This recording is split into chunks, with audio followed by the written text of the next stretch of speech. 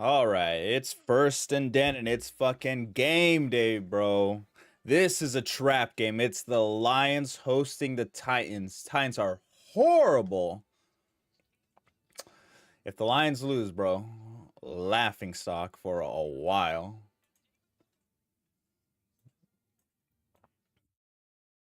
All right, we're just setting up all the games up here.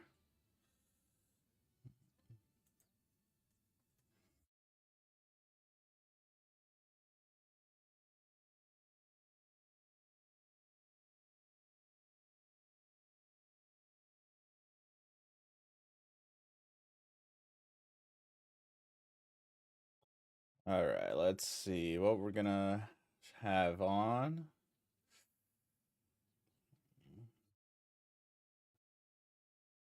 Let's go with Colts Texans.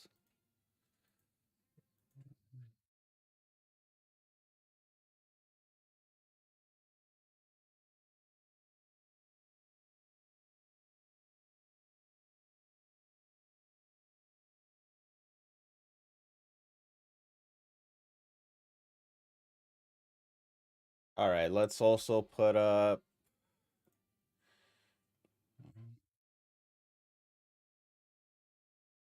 Hmm. I think I'll put Bengals, Eagles in the middle.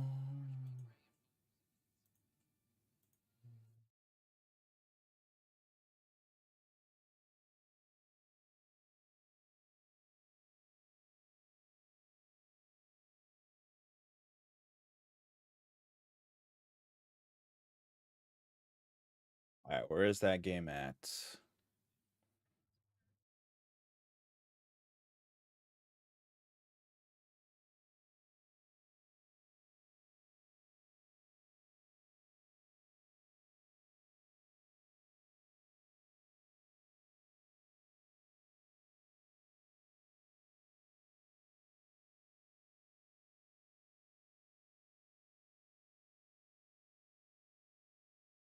Bro, where is it?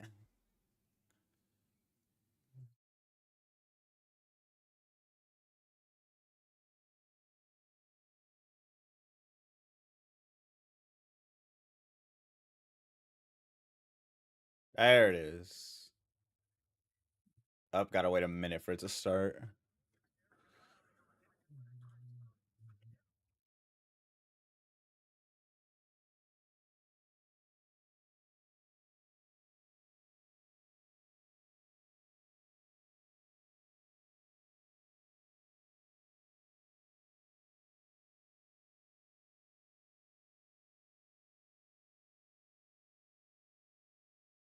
All right, then I'll put Green Bay and Jaguars over here on my left.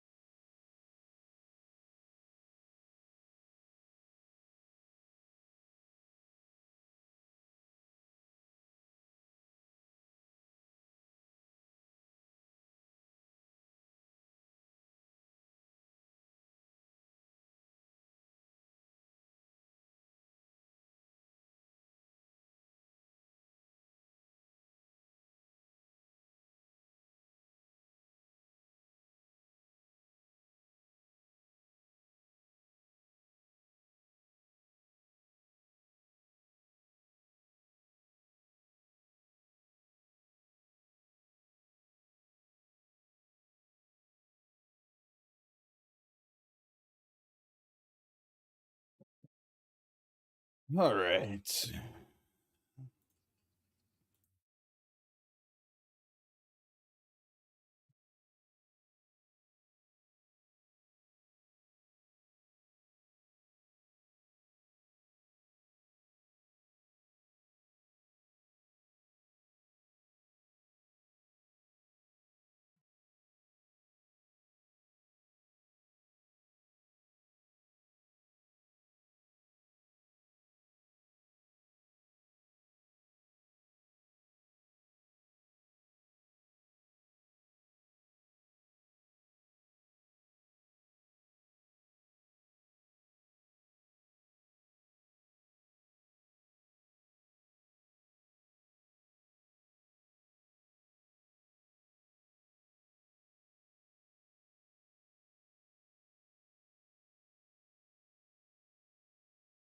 All right.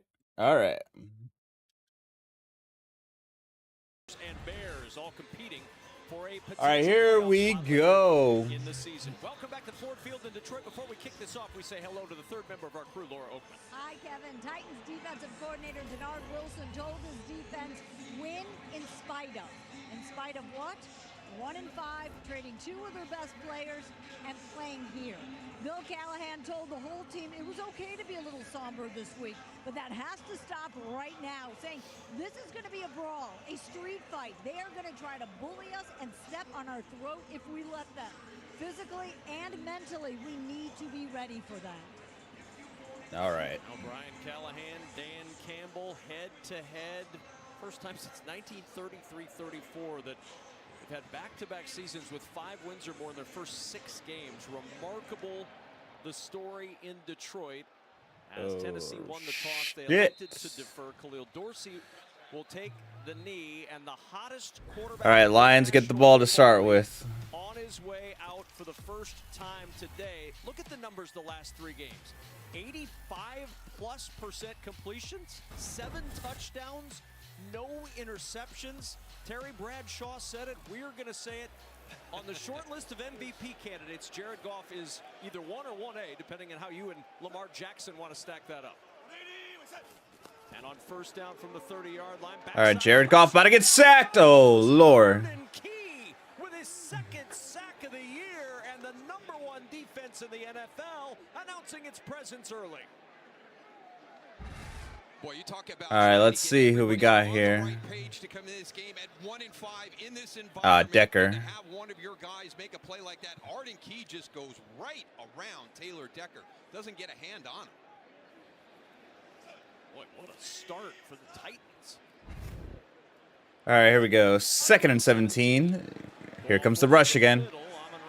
St. Brown holds on. Immediately tackled by Quandre Diggs, and let's take a look at this Lions offense. No Jamison Williams. It's National Tight End Day, man. So we got to see a Sam Laporta touchdown. Yeah, and the great thing about where the Lions are right now is they have the ability to make up for that with a number of different guys. You're going to see a little bit more Khalif Raymond in the slot. We'll see Allen Robinson out wide along with Tim Patrick, who's found a nice role in this offense over the last couple of weeks as well. It's Raymond in motion on 3rd and 11. Titans rush. All right, 3rd and 11. Here we go, Gibbs. Oy. Dropped by Diggs, well short of It's going to be a punt. Down sack thwarts the Lions. They go 3 and out. Great start for this defense. You talk about it. They're the trendsetter. They're the tone setter for this team. Now, here's that complementary component that we talked about, right? You come out on the field as an offense. The biggest thing right now is the turnover ratio. I mean, that's an area where they're struggled. They're down at the bottom of the league. They're 2nd from the bottom at -9. They've got to come out and play a clean game. Let Mason Rudolph get in. And All right, no need for a fake in this point. Let's just get a clean punt. There it is. 50 yards per punt. Jaquan Jackson will field at the 8-yard line. Jackson has been good on punt returns, but lost the ball. The ball pops out at the 15-yard line. It's recovered by the Titans. The ball spraying out at the end, and the Titans, after the 7-yard return by Jackson, able to cover it up. We just mentioned the turnovers, and sometimes that's not just on the offensive side of the ball, and a great job just on that first contact. Ball's on the ground. You can see it right there. I honestly don't know how they got it back. Just a great job down there. Good on him, cleaning up his mistake. He was the only Titan there. All right, let's get the defense out there. Who jarred that ball out, and now tough road to hoe for Mason Rudolph and this Titans offense starting at their own 15. Be smart right here. Play the field position game. You are a team that's trying to find your way offensively. I've actually enjoyed. All right, 1st and 10. Going for a run. Gain of maybe 2. Muscles through. Where are they going to spot it? At the 19-yard line. For Mason Rudolph, his 15th career start, 8 of those in his rookie year, 7 over the last 5 seasons. Just watching him, a couple of times this season, he steps in for Will Levis when he gets hurt, and then he has the opportunity to play that that game last weekend. This week he got all the snaps, right? So he gets all the practice. He gets the walkthrough. He gets the live practice. He gets the corrections afterwards. I expect him to play a very efficient game today. All right, 2nd and 6. Rudolph fakes, throws, gonna get the first down. Just across the Tennessee 30-yard line. Well, they traded DeAndre Hopkins earlier in the week, and the question is kind of similar to the Lions when you talk about this Titans offense. Who steps up at wide receiver? And that first play right there, that last play right there is a great sign. When you've got Calvin Ridley involved with the offense, he has not played and performed and produced at the level. All right, from the 31. Expected him to when he came here. Just his 13th catch of the season. Here's Going for the run. to the outside. Oh. Ankle tackle by DJ Reader. Excellent penetration by the big man in the middle of that defensive line, which is trying to retool after the injuries, and the eyes then fall on the secondary as a result of those injuries, creating pressure problems. Yeah, it's not just Aiden Hutchinson. They've lost a lot of guys in their defensive line, so that's going to be tough to replace just in a plug-and-play environment. So really what you're seeing is the secondary and the linebacker level start to blitz to create those pressures. Get sticky coverage if they have to hold it an extra. There we go. 2nd and 10. Rudolph looking to throw. Here comes the rush. Intercepted. Let's go. Onzarike with the pressure, and Nowaski continuing his strong play with a Lions interception. It's the one thing you can't have. We just touched on it. Being efficient. If it's not downfield, then get away from it. There's Trevor Nowaski right there. He comes in on the pressure. Now he just drops back. And just a great job. You kind of get lost Nice defensive play, boys. And there's the pressure. When teams are struggling to find a way to win, they try to do too much. In that situation, I see the Packers. Oh, there's a flag. Let your punt team out and see how well they do in that situation. All right, for the Lions, 1st and 10. Nearing the red zone. Gives it to Monty. Officially into the red zone. Flag. Like a face mask as Montgomery finally goes down at the 14. Arden Key trying to bring him down. Look, he got a piece of the hardware up top. Yo, halftime, I'm going to go get a soda or some caffeine because I am tired today. Personal foul, face mask, number 49, defense. That penalty will be added to the end of the play. Half the distance to the goal, first down.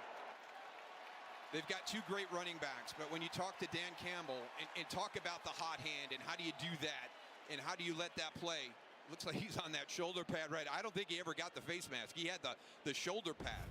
So, but that's the tone setter for this offense. David Montgomery, the physicality that he brings and his style of running is something that this offense and this entire team. All right, here we go. 1st and goal. Gives it to Monty. Gonna get in. Gonna get in. We got a touchdown, baby. Let's go.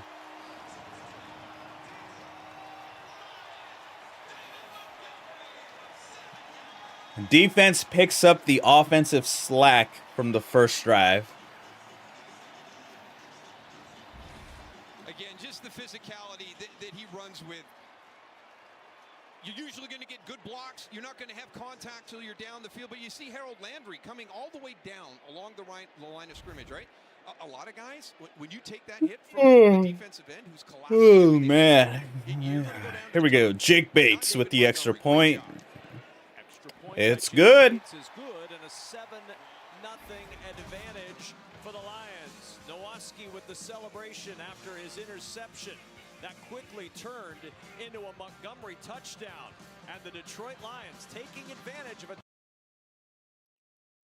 All right.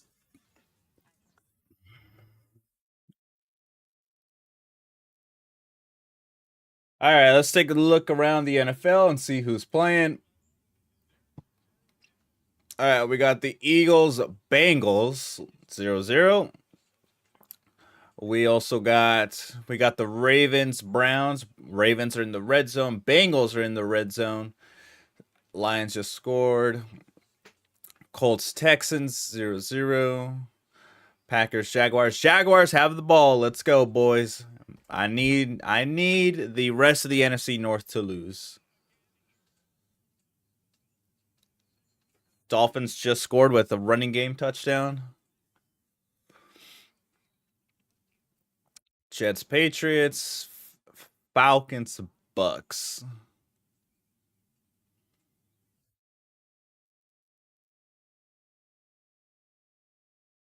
All right. At the moment, ESPN predicted it at 84% of a Lions victory. It better be, man. It better be.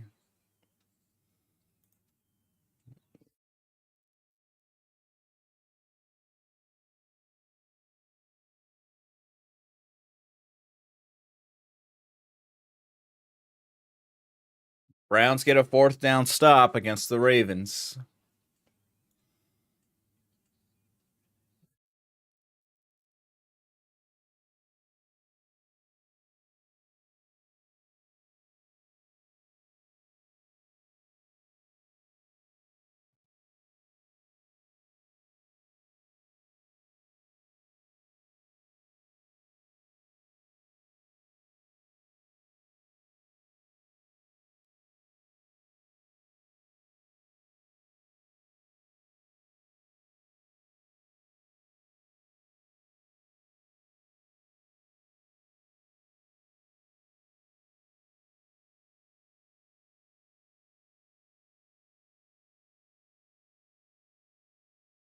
All right, we are back from commercial. Montgomery's 20th rushing touchdown since 2023, and you know he was motivated coming into this game. Was dinged up last week, had his first fumble in a year.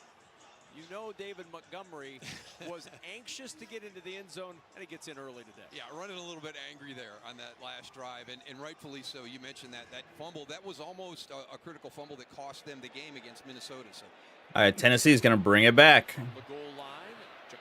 Jackson, across the 20, almost to the 30. Shy of the 30-yard line. Play today's Fox Super 6 free-to-play game. Download the Fox Sports app right now and enter for free for a chance to win your share of $10,000 in weekly cash prizes.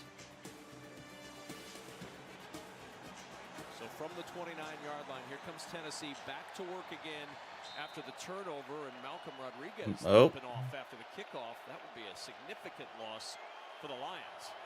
All right, for their second drive from their own 29, Mason Rudolph takes the second drive, starting off, takes the ball, going for a run. Big hole up the middle. Brian Branch with the tackle. Near the 46-yard line, Brian Branch finally caught him after a 17-yard run. Yeah, this is just a great job, kind of getting up, climbing to that second level. Watch Calvin Ridley right there, just kind of coming in and getting a little shot on Alex Anzalone. So coming down inside to get somebody occupied. Not going to say it was a great block, but we got a score update in Cincinnati. Ja'Marr Chase gets the touchdown. Get a couple extra yards down the field. 1st and 10, nearing midfield. Rudolph takes the ball, gives it again to Pollard. Muscles through, maybe about a gain of 5. That's an error, and we were talking with Brian Callahan. He said, you know, I want to lean on the run. I know you have to throw to win, but that run game's important in my offense as we progress. Yeah, and not a better guy to have to help you get to that point when you talk about his father, Bill Callahan, who's one of the best ever to be an offensive line coach in the NFL. And talking to him pregame today, and just the incremental improvement week to week. All right, 2nd and 6 from the 49. But he's seeing a little bit of progress here as we get towards the midseason point. All right, Rudolph takes the ball, gives it again to the run. Gonna go down for a loss. All right, it's 3rd down, baby. I just don't know how you contain this guy. I mean, watch how athletic this is. You know, down inside, gets in behind that trap coming. Just a great job by Aleem McNeil. One of the guys that they've rewarded here. I love what the Detroit Lions are doing. They're rewarding the players that have been 3rd and 8. Definitely out of field goal range. Detroit Ford Field going crazy. 3rd and 8. Here we go.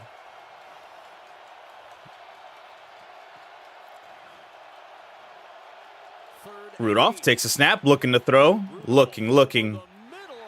Oh, broken up by Carlton Davis. Forced a punt. 4th and 8. Oh, Malcolm Rodriguez going off on the cart. Here comes That is bad. Akine in motion, and watch the coverage. Just watch how tight it is. That's great by Carlton. Sneaks right He's under. Just playing back. He's waiting to see what are you going to do as you come up the stem. As soon as he breaks across to the middle of the field, he's right on his hip. 4th and 8. Do they dare go for a fake? No, no, no. It is the Lions' ball now. Raymond does not call for a fake. Gets some yardage out across the 15 and down near the 17-yard line. Coming up, the NFL's hottest offense, the Detroit Lions, trying to build on the early 7-0 lead. All right, we got a commercial.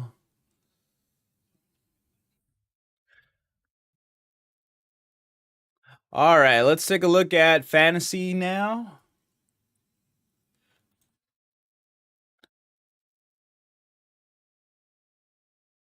All right, so let's do our pigskin picks right here. Just to review, everything's locked in for the 10 a.m. window. We got the Ravens. We got the Lions. This hasn't updated. Let me refresh. There it is. We got the Ravens. I picked the Vikings, so it's not going to be a perfect week. I got the Lions, Cowboys, Falcons, Texans, Bengals, Jets, Packers. Hey, for the most part, everybody I picked has at least scored. So, can we get a good week? We're 62 and 46 overall. As far as the groups here, I'm ranked fourth. Just 6 picks behind.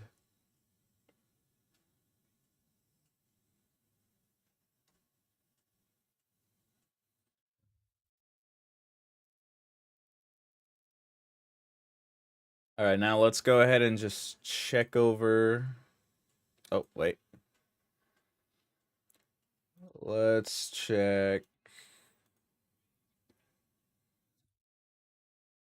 Check the main league here. All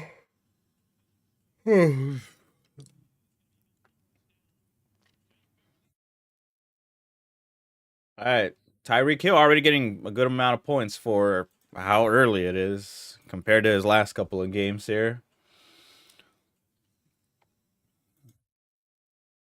Looks like we're close game. Nothing stood out. Joe Burrow here.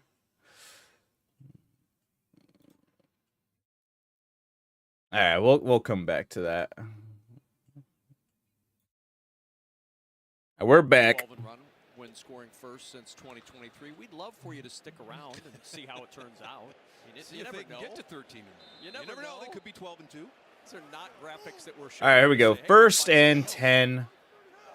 First down and 10 at the 17-yard line. Jahmyr Gibbs in the backfield. And Gibbs will get the carry. Had a big week last week and turn it on the Gets the first down.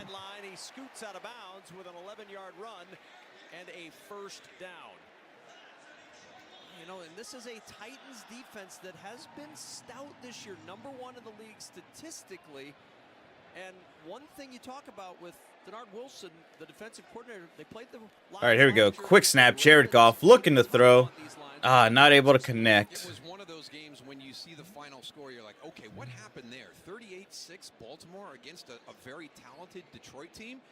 And when you look at Denard Wilson, he was also the secondary coach for the Ravens. That was the area that I thought they did a great job against this offense. So how does your personnel fit into the scheme that you want to do here in Tennessee against this same offense? I think it's going to be fun to watch today, the battles between the secondary. All right, here we go. Second and 10. Second down and 10. Titans bring pressure. Goff spins away. Not going to get out of there. He's going to go down. Go down. McCreary coming up from the secondary to get the Oh, that was a huge sack. But first, before that third and long, already Carissa Thompson doing work. She's got a game break for us. All right, is Jared Goff okay? That's all I care about. Kirk Cousins finds Kyle Pitts behind the defense. He's going to score from 36 yards out. His first touchdown since week 1. Falcons in front, 7-0. Kevin? Tight ends appreciate drama, so he doesn't score after week 1. Third and 23. Third down and 23 after the McCreary sack. Goff pressured again. Ball knocked loose, covered up Ugh. by the Lions. It was Arden Key who The got there pressure at the is end. getting Goal to him. helping to jar that ball out, and the pressure early from Tennessee has been fierce. Yeah, and here comes Arden Key again. Remember that first snap? He beat Taylor Decker that time. He gets a little chip here, but as Jared Goff has to hold that football and start to climb the pocket, he comes downfield to make the pressure in the sack.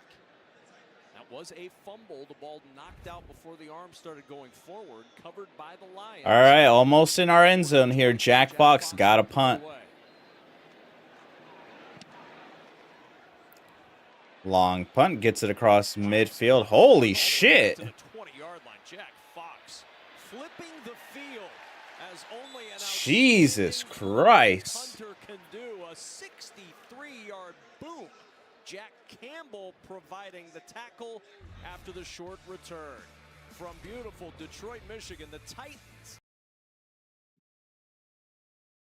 All right, we're going to commercial here. Let's do a score update. I believe I saw a Drake May touchdown.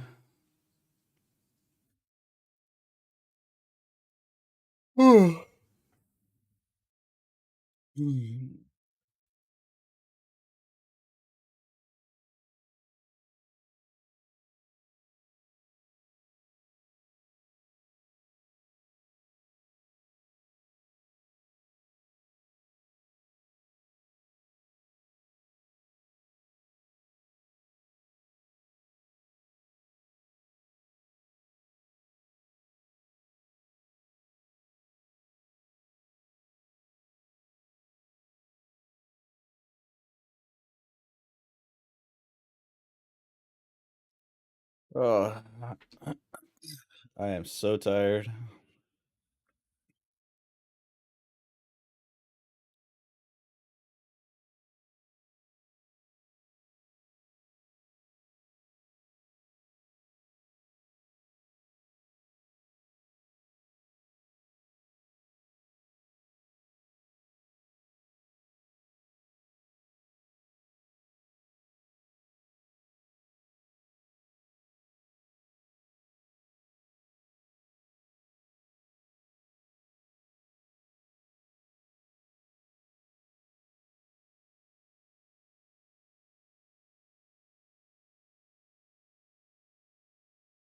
Dude, I kind of want some fucking Doritos, bro. Golly.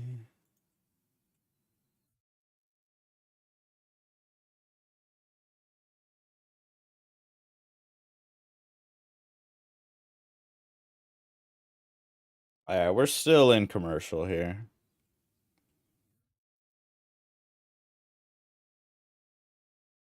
Should be back after this. Yeah. We're going all in on that lucrative punter demographic on this broadcast. Highest career punt average all time. Ryan Stonehouse, #1. Jack Fox, #4. But Fox has most recent. Ford Field is still very, very loud. 63-yarder flipping the field, and Mason Rudolph and company start at their 25-yard line.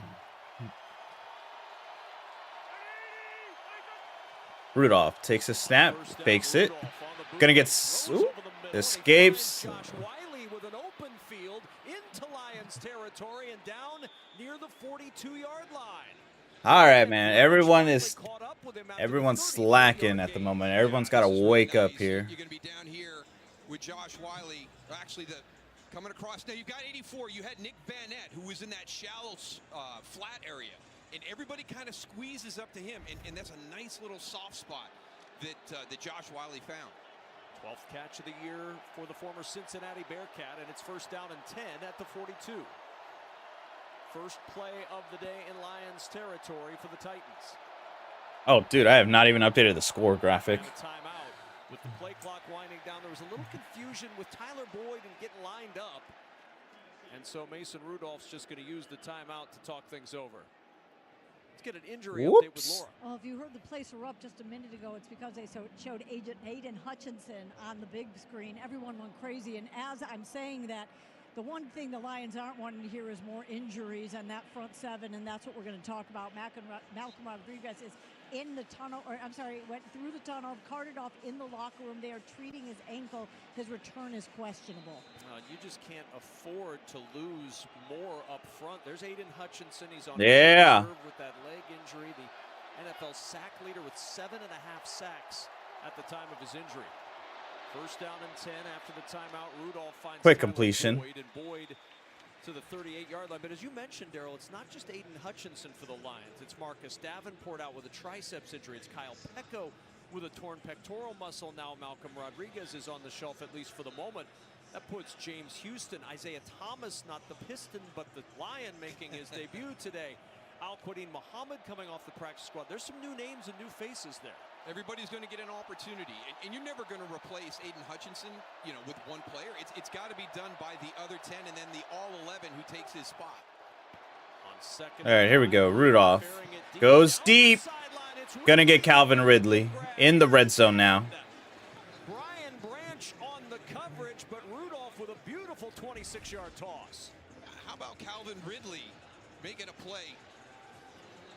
I mean, it's been a situation where that performance just hasn't been there. You go back a couple of seasons ago, Calvin Ridley was one of the guys that you talked about as the best route runner in the NFL. I mean, he created separation with great route running, and there you see just the ability to go up and high point it in a one-on-one situation against Brian Branch, who's been playing. Ford Field waking up from the 11. Fakes it. Oh, no. And he's in for the rushing touchdown.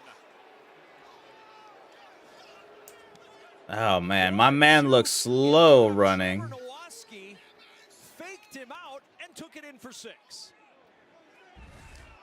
I can't imagine, as a defensive player, trying to figure out exactly what to do when you get put in this spot. You know that Josh Wiley's right behind you, and you close up and squeeze on that quarterback, and look at Mason Rudolph with the little shift and back inside. Not necessarily thought of as a runner, but perhaps we should rethink that.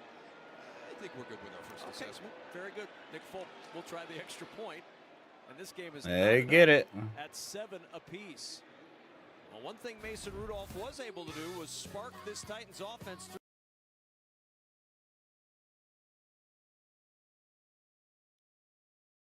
All right, man. Let's clean it up.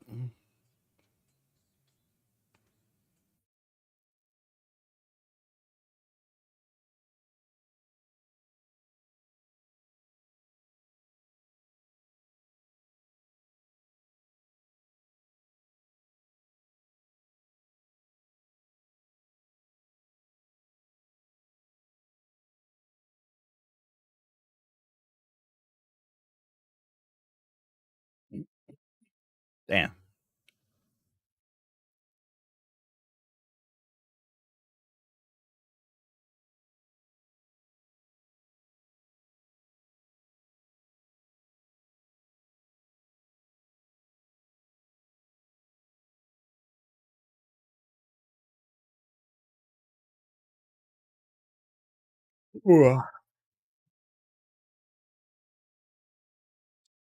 All right, let's figure out what we're going to do for lunch.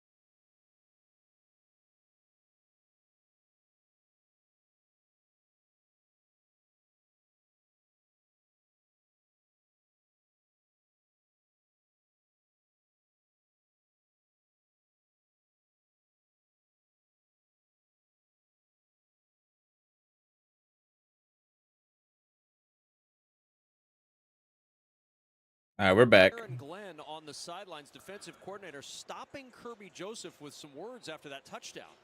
Yeah, and I think it's because, you know, he had him in the coverage. So we're going to go right here. Now, here's Kirby Joseph. And, you know, look at where his eyes are. He's looking there. And there goes Josh Wiley across field, you know, uncovered. So obviously Mason Rudolph scores the touchdown, but it was really kind of that position where you've got quarterback with a ball in his hand and a wide receiver who's wide open in the end zone that puts you between the infamous rock and a hard place. So I like Aaron Glenn. Listen, you know, it cost us a touchdown. It wasn't your guy, but your guy was a big part of that because it put us in a tough bind there. So what did you see? Why weren't you in coverage on Josh Wiley? Because if your guy isn't open, then it's not as big a discussion for Nowaski in his brain. Do I stay with the tight end or do I go after the quarterback? Absolutely. So now. All right, Lions ball. All right, let's look for some positive yardage here. 1st and 10. Goff takes the ball, gives it to Gibbs. Gain of a first down at least. Gonna get it. Just like that. That's the man we call Sonic. Let's go, man. I have Gibbs on my fantasy team. Let's go. I'm not too sure if it's the main one or not. Watch the block by Taylor Decker. He's going to get to the second level. They never make Jahmyr Gibbs change his path. Actually, Graham Glasgow is the guy that gets up there. And that is right down the sideline. Once he is in that position, you are not going to catch Jahmyr Gibbs. But the biggest thing, you saw that on the track that he ran. He never. Oh man, the bench is just going like annoyed, happy, it's some mood swings out on the bench. I bet. David Montgomery and Jahmyr Gibbs each have a touchdown. Remarkable production from the running back spot as Jake Bates is good. 14-7 Lions. It was a career-long 45-yarder last week, and Jahmyr Gibbs said 45. That's nothing. Scratch that out of the record books. All right, well, that was fucking quick. All right, let's take a look at fantasy. All right, main league. Looks like we're down.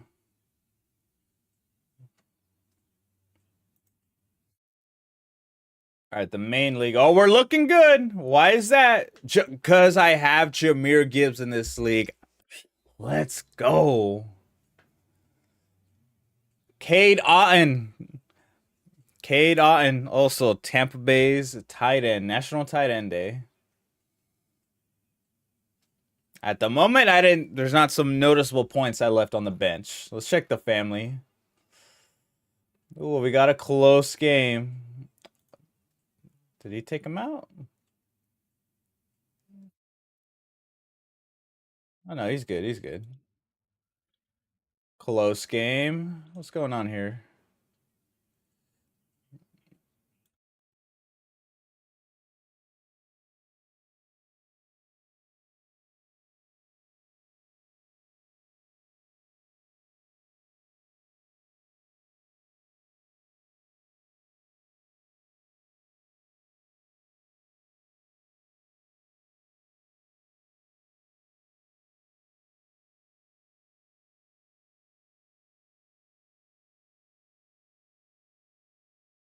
All right, the Auto League.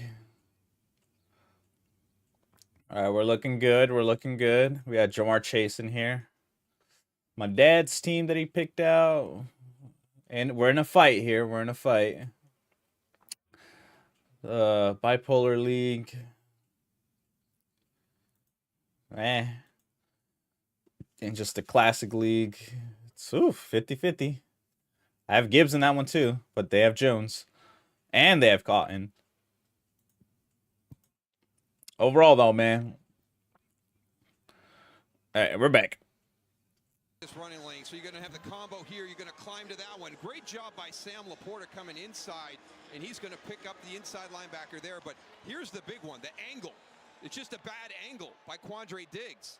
You know, Jahmyr Gibbs is one of those guys who makes you adjust your pursuit angle coming in because of that speed, and he was a little bit too much downhill. Damn, he is fast as shit. All of a sudden, Jahmyr Gibbs is on the sideline, and there is nobody that's going to catch him. It's still the first quarter. The NFL this season. The 70-yarder trumped only by an 87-yard touchdown from Derrick Henry. And since last year, the start of the season, the Lions are 7-0 when both Gibbs and Montgomery score a touchdown. But I love the difference in the run style. We get the turnover deep in Tennessee territory, and it's David Montgomery with just that physicality and that Lions mentality. And the last series, it's just Jahmyr Gibbs, and it's like if you give him enough space, he's going to make it pay. All right, here we go on defense. Let's see something productive here, boys. 1st and 10. Gives it to Spears. Not able. Questionable. He had the whole corner open, but he went right back into the middle of the fucking scrum. 3 for 3, 64 yards, and the rushing touchdown. Can't do much better than that. No, he's just got the one mistake, and it's just something we've seen from Tennessee, whether it's Will Levis or it's Mason Rudolph, just trying to do a little bit too much at that quarterback position. There comes a time during the course of the play where that play is over. All right, it's 2nd and 8. Worse than it is right now. If he can do that through the rest of this game, it's going to be huge for this offense and keep their defense off of short fields. Rudolph looking to throw. By position, takes the snap. Quick throw. First down, Pollard across the 40, and a flag down Flag. at the end of the play. May have been on the tackle by Alex Anzalone. No, it's going to be against the Titans. Pass interference, number 85, offense. 10-yard penalty. Replay second down. That'll bring him back. For the pass interference. Well, ups and downs are all part of the ride that Mason Rudolph has been on throughout his career, Laura. I mean, he played one game in 2020, one start in 21, none in 22, nothing in 23 until week 18. He said, you can go in autopilot mode or you can lock in. He made the choice in 2022, was told he'd have the chance to compete for the starting job. They draft Kenny Pickens, he's QB3. Said, I was making money, not dressing, deciding if I wanted to screw around. Why he did not. Said last year alone, 68, 69. All right, 2nd and 18. Ford Field getting loud. Rudolph throws. Gonna get Ridley. Kirby Joseph able to make the tackle. Kirby Joseph, but going up top to Ridley and down at the 31. Ridley almost juked out both of the boys and would have got that touchdown. Damn. Ridley is fast as shit. I mean, right on the spot, allows Calvin Ridley to catch it on the move.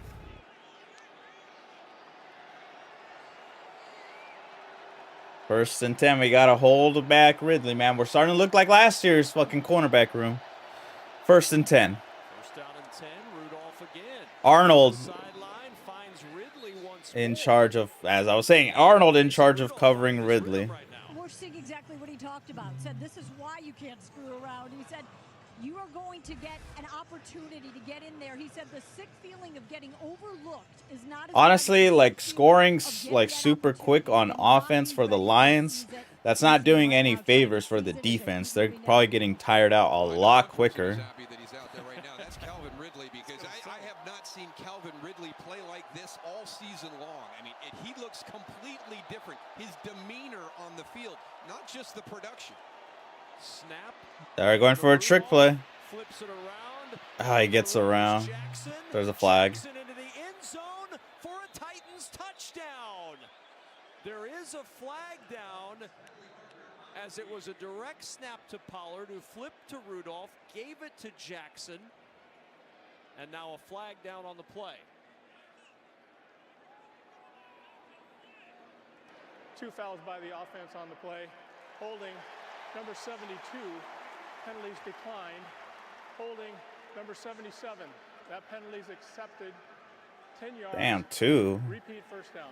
Well, cool play, but disrupted by the flags. Yeah, so you're going to have 2. So here's 72 here. Here's 77 here. And we'll keep an eye on him. Now, I don't think 72's as a whole. I really think that he gets down, and he's going to take the linebacker. Let's see what happens. Okay, yeah, that is a flag. Well, a little bit turning him. Doggone it. I tried to help you out there, Leroy. All right, 1st and 22, just outside the red zone. Yeah, I've got to be more selective when we get off that highlight. Rudolph will throw over the middle. It's Ridley, who's over 100 yards receiving already in the first quarter. as Kirby Joseph makes the tackle at the 15. All right, it's going to be a third down. Coming from that outside spot right on the 30, but these balls are being thrown into tight windows on time. We talked about the long throw down the field and how well that was positioned to be able to catch and run.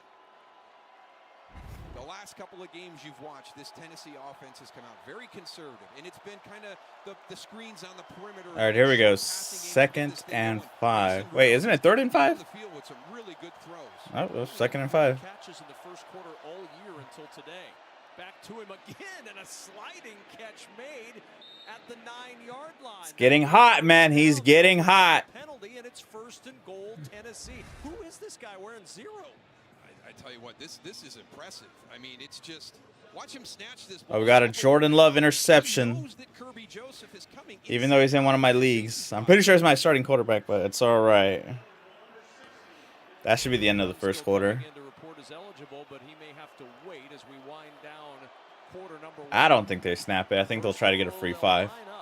Don't have to snap it, and they will not. Nah. And we have reached the end of a very entertaining first quarter in Detroit. We've seen turnovers. We've seen running backs scoring. We've seen quarterbacks scoring. And the Titans on the move at the end of one.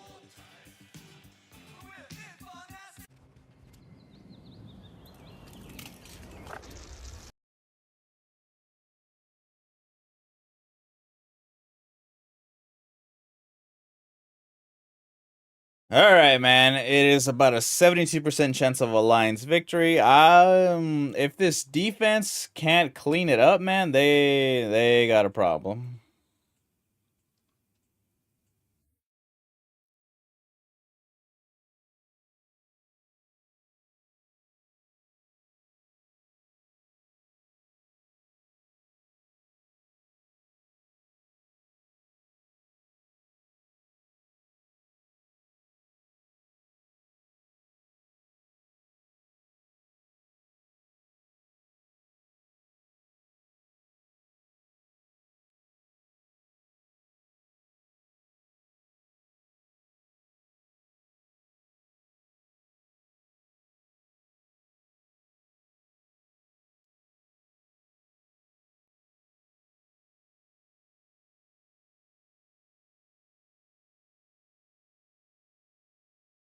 We got Colts 10, Texans 3, Dolphins 10, Cardinals 0. Cardinals are in the red zone, and they get a touchdown.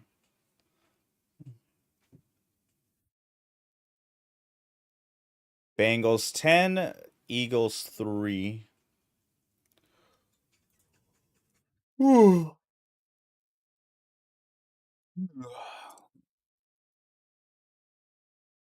Ravens, Browns 3-3. Packers, Jags 0-0. Patriots 7-6. Oh, Jets missed the extra point. Falcons 7, Bucks 14.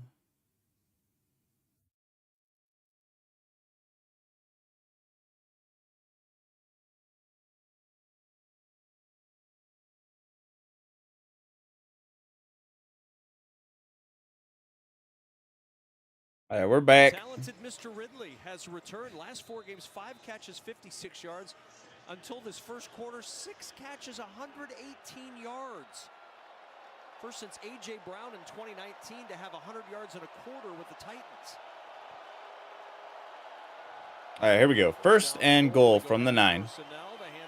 Going for the run. Arnold makes the tackle to stop. And it'll bring up 2nd down.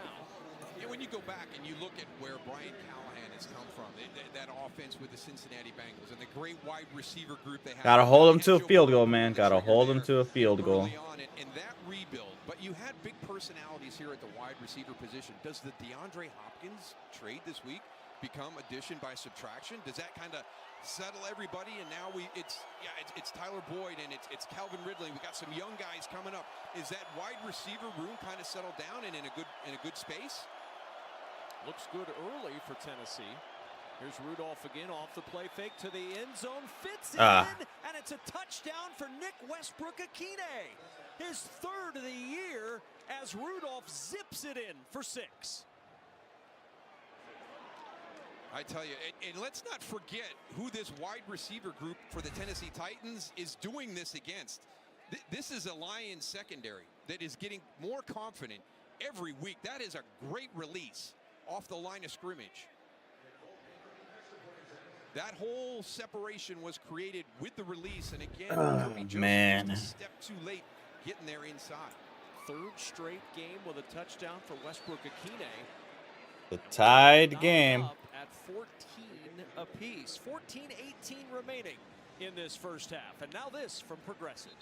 And a pinch higher. It's just uneven. To the right and up. Right and up. And I'll be back. Oh, that's good. This is good then. Wait, no. My shoulder's acting up. My shoulder's acting up again. Dobbs? I got you. If only there were backups in real life. But at least there's Progressive to protect your home and auto. Honestly, you should have put him in earlier. Nick Westbrook-Akine, the first Titan with a receiving touchdown in 3 straight since A.J. Brown. It's looking easy now, but it's been a struggle for most of the year for this offense. Trust us. Look at these numbers, 17 or fewer points in 5 of 6 games. They're 29th on third down, 31st in turnovers in total offense, last in passing offense. They were one of 4 teams without an individual 100-yard receiver until the first quarter of today. And DeAndre Hopkins, you saw him in that graphic, was traded earlier this week. And all of a sudden on that scoring drive, they go 7 plays, 70 yards, did not hit third down. And Mason Rudolph is doing his best Jared Goff, 5 for 5 for 84 yards on the drive. And really just the location of where the football is being thrown. I mean, these are tight windows, and this is a good Lions secondary. So All right. they're having this type of success for the first time all season. And they're going to bring it back. They've gone up against. Here's Khalil Dorsey getting to the edge, and Dorsey with a crease. Dorsey across midfield, down the sideline. Dorsey. Oh, watch out, ref. Watch out, man. I thought his fucking knee was going to get taken out. Special teams for Detroit. Let's slow it down, boys. Slow it down. Get the score, but let your defense take a little break. Right here, we'll keep an eye on the screen and look at the player in that position. It's going to be Ben Neiman, and he's going to be the guy that secures that spot right there. That gets you. You get a better blocking angle there. Now you've got your lead block coming up through.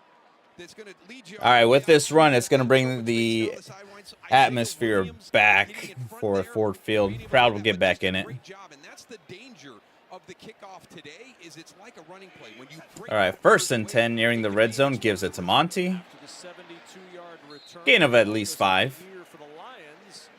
Montgomery hops forward for 5, and a little bit of oxygen for Dorsey after that return. I don't blame him.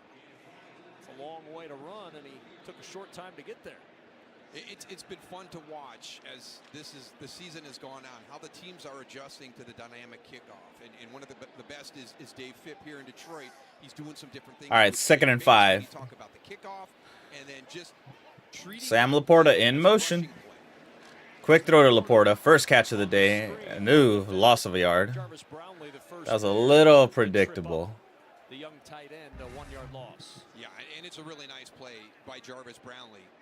He's right here, and it's Tim Patrick, and that's kind of really one of his jobs. And he just gets out leveraged a little bit. He's continuing to widen right there. And Jarvis Brownlee puts his foot in the ground, sees the play developing, and gets back inside. Tim Patrick getting more time today. Jamison Williams on the shelf, suspended 2 games. All right, 3rd and 6. Down and 6. Laporta. To the air, it's in. A flag.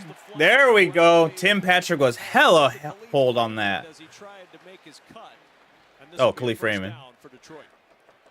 And what you'll see from both of these defenses, I mean, they're very aggressive in man-to-man. Oh, very Packers are defensive. finally on the board with a Josh So Jacobs we could touchdown. see I would have things called preferred over the course of the day. a Jordan Love pass. A lot of conversation about this one still. What the fuck is there to talk about, man? Get my blanket, bro. I'm fucking cold with the window open. Carl Cheffers is our white hat today. I mean, it sure looks like he's got a hand on the shoulder and just kind of pulls it back. So you get not that real hook and pull off the waist, but more the hook and pull. On the play. Personal foul, face mask, number 29. That action is also pass interference on number 29. Both fouls will be enforced. Automatic. First down. Damn. Just Jared Goff got a little frustrated with the conversation until he found out it was both on Jarvis Brownlee. So he's on the outside. You're going to run kind of that release there. Now he's going to come back inside. There's the face mask. Oh, okay.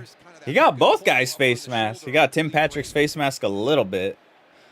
So all the way down to the 8-yard line where it's first and goal. All right, tell me Monty's in here. Yes, sir. Oh, they're definitely going for a run based off of the formation. 15-yard penalty, and it's first and goal at the 8.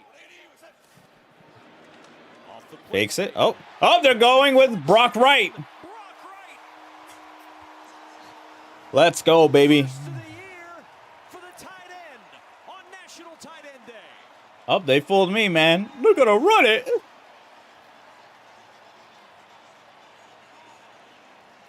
Oh man, I'm hungry, but the food selection here sucks, man. I think he comes in. I think it's a run play, and that's who's got Brock Wright in coverage. And then you're down inside. You're tied up too much.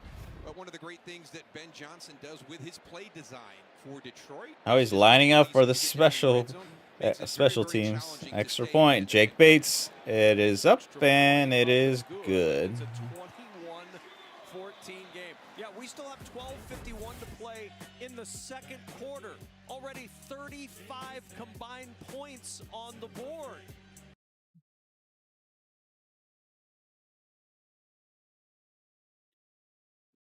All right, I gotta pull up the scores here.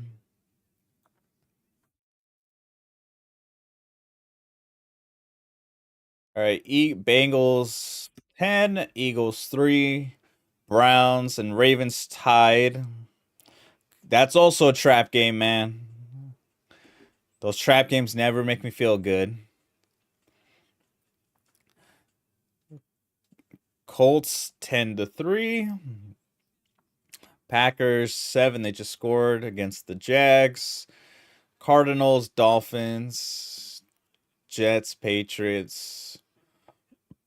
And we got some conversation going in Falcons Bucks.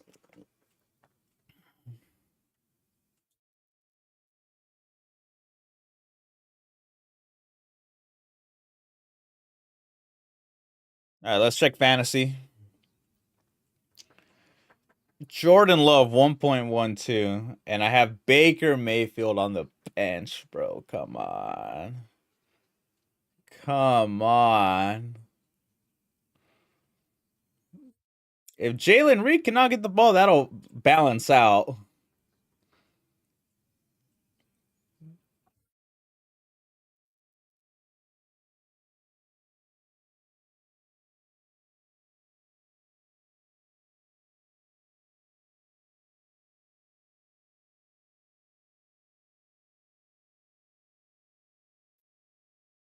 It's tough to look at, man.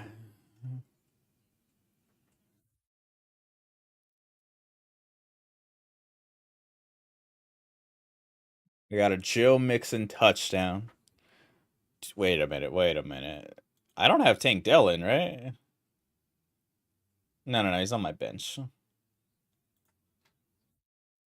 All right, we're back. Kickoff return set the Lions up with their second short field of the day, and for the second time with a short field, they cash in.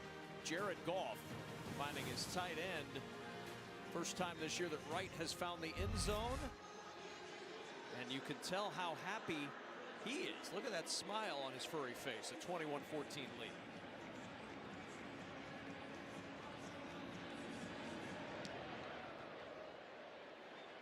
And the kickoff through the uprights by Jake Bates. Next week, it's a top 5 Big Noon Saturday showdown in the Big Ten. Number 4 Ohio State takes on third-ranked Penn State in a huge game with conference and playoff stakes. It all starts at 10 a.m. Eastern with Big Noon Kickoff live from Happy Valley. followed by the Buckeyes and Nittany Lions at noon right here on Fox.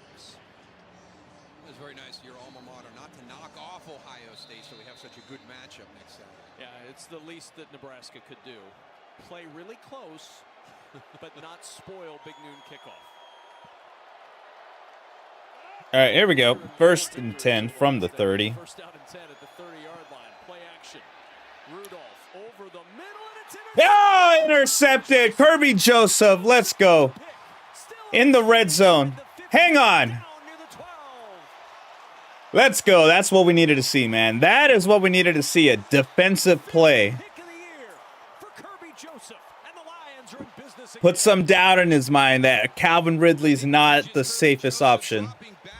Reading Mason Rudolph's eyes. He's all the way back here in the deep half, and he's just going to backpedal out, and as that route comes in, you can see he's already jumped it. Oh, no, he's not going for Rudolph. It's Damn. not too hard to figure out, right? That group of tight ends had a nice game last week, 109 yards as a group, and you're just staring that thing down the entire time. And the third straight start for the Lions in Tennessee territory. They start at the 12. All right, 1st and 10. Gives it to Monty. Picks his way up the middle. Oh, I thought I saw the ball come out, man. I got a little scared. This is how the season has gone for Tennessee. You see flashes of it, right? We've seen a couple of flashes here with some really nice drives, some productive offense. It's the big mistake. It's the kickoff return that gives great field position. It's the turnovers deep in your territory. This defense, as hard as it is, they need to stand up right now and hold this to a field goal. Khalif Raymond in motion. Off the play fake. Goff looking that direction. Hurry, Goff! He'll throw this away. Oh, my God. Goff is so slow, man. And that's something that Mason Rudolph, watching from that side, can see right there. That Jared Goff is moving out to the right. There is nowhere for him to go with the football. Just throw it away. Don't try and force that ball into a bad spot. And you can see that starting field position today. I mean, you're allowing one of the best offenses in the league to play on a short field against the best defense in the league. Now 3rd down. 3rd and 7. In motion. They could still get a 1st down without scoring a touchdown. Goff to the end zone. It is caught, leaning across the goal. Did we get it? Laporta. Let's go. Spreading it out around. Let's hope that stands up. Everybody gets a touchdown. Wright gets a touchdown. Laporta gets a touchdown. And the Lions up 27-14. Yeah, well, when your head coach is a former tight end, he's going to make sure that he gets everybody a nod here on tight end day. And just again, it's the release, it's the play design. It looks like he's a little bit short. It looks like that knee was down before he broke the plane. Oh, yeah. The fans here not too happy, so now we got to design a play for Sam Laporta to get back into the end zone. Looks like this is going to be a little bit short. Boy, are you going to take a touchdown off the board for a tight end on National Tight End Day? I didn't think that was legal. After review, the runner is short of the goal line. It will be 1st and goal at the half-yard line. It's all right. It's all right. He'll get one. Review. Nobody had to go to look. That was instituted a couple of years ago. It's just told from upstairs, this is the situation. Keeps the pace going. And you can see that the expedited... Oh, they're bringing him back in. I think they're going to go directly to him, but I think it's a little too obvious. First 3rd down conversion of the day, as it turns out, for either team.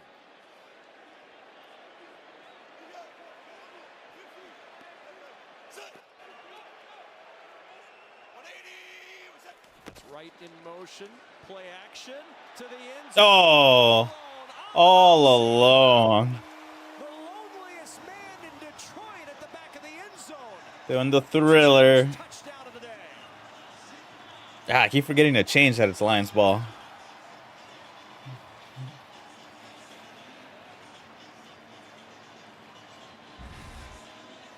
Yeah, this is one of those ones where you just got to, I don't think Amon-Ra is going to be there to block the defensive end. So you might want to keep an eye on him and sneaking out late. But there's so much window dressing. There's so much that takes your eyes off of the important part. Jake Bates. and get Good you again. somewhere else. So again, just some really good play design by Ben Johnson. The touchdown for Amon-Ra St. Brown. And appropriate near Halloween, a little thriller dance. This has been a thriller so far. 28-14 Lions by 2 scores.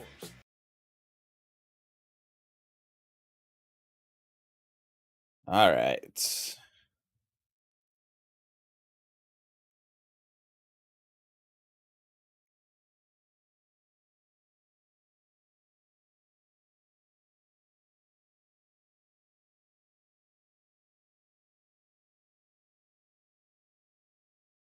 All right. Love is in the red zone, man. I need a passing touchdown.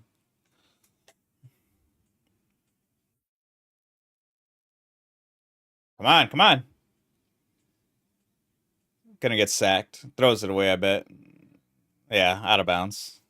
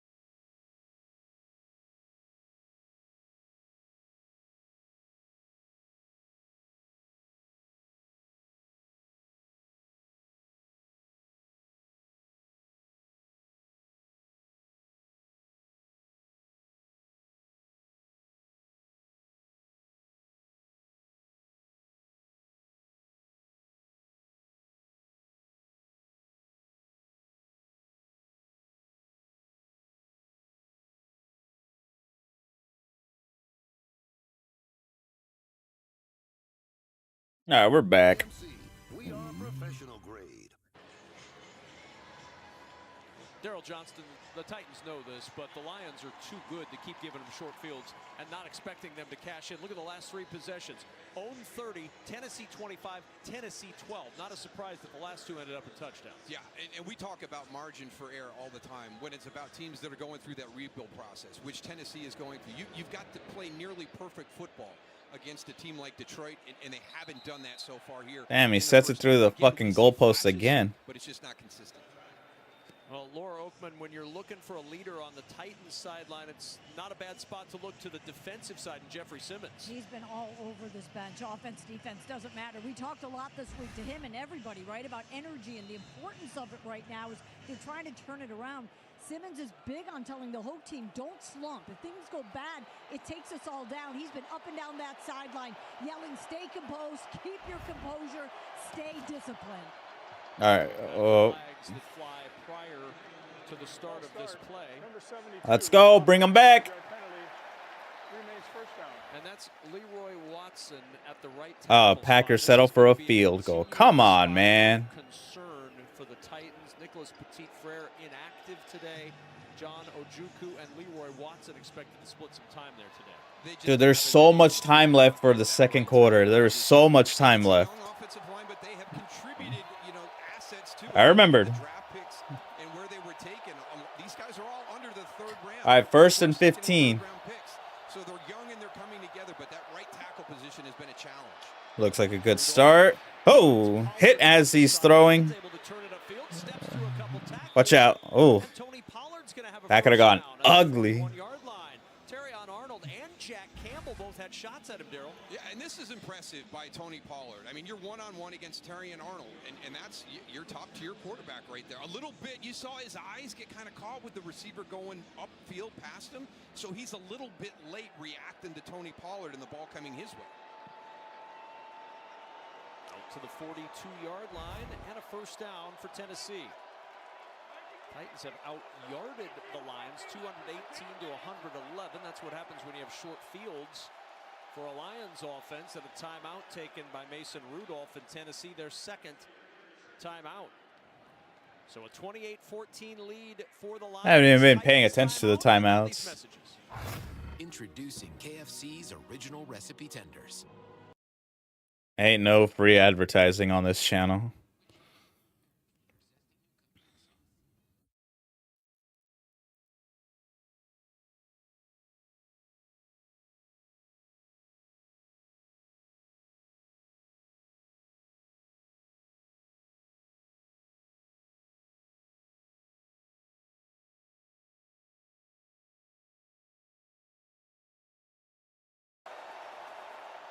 First down and 10 from the 42 after the timeout.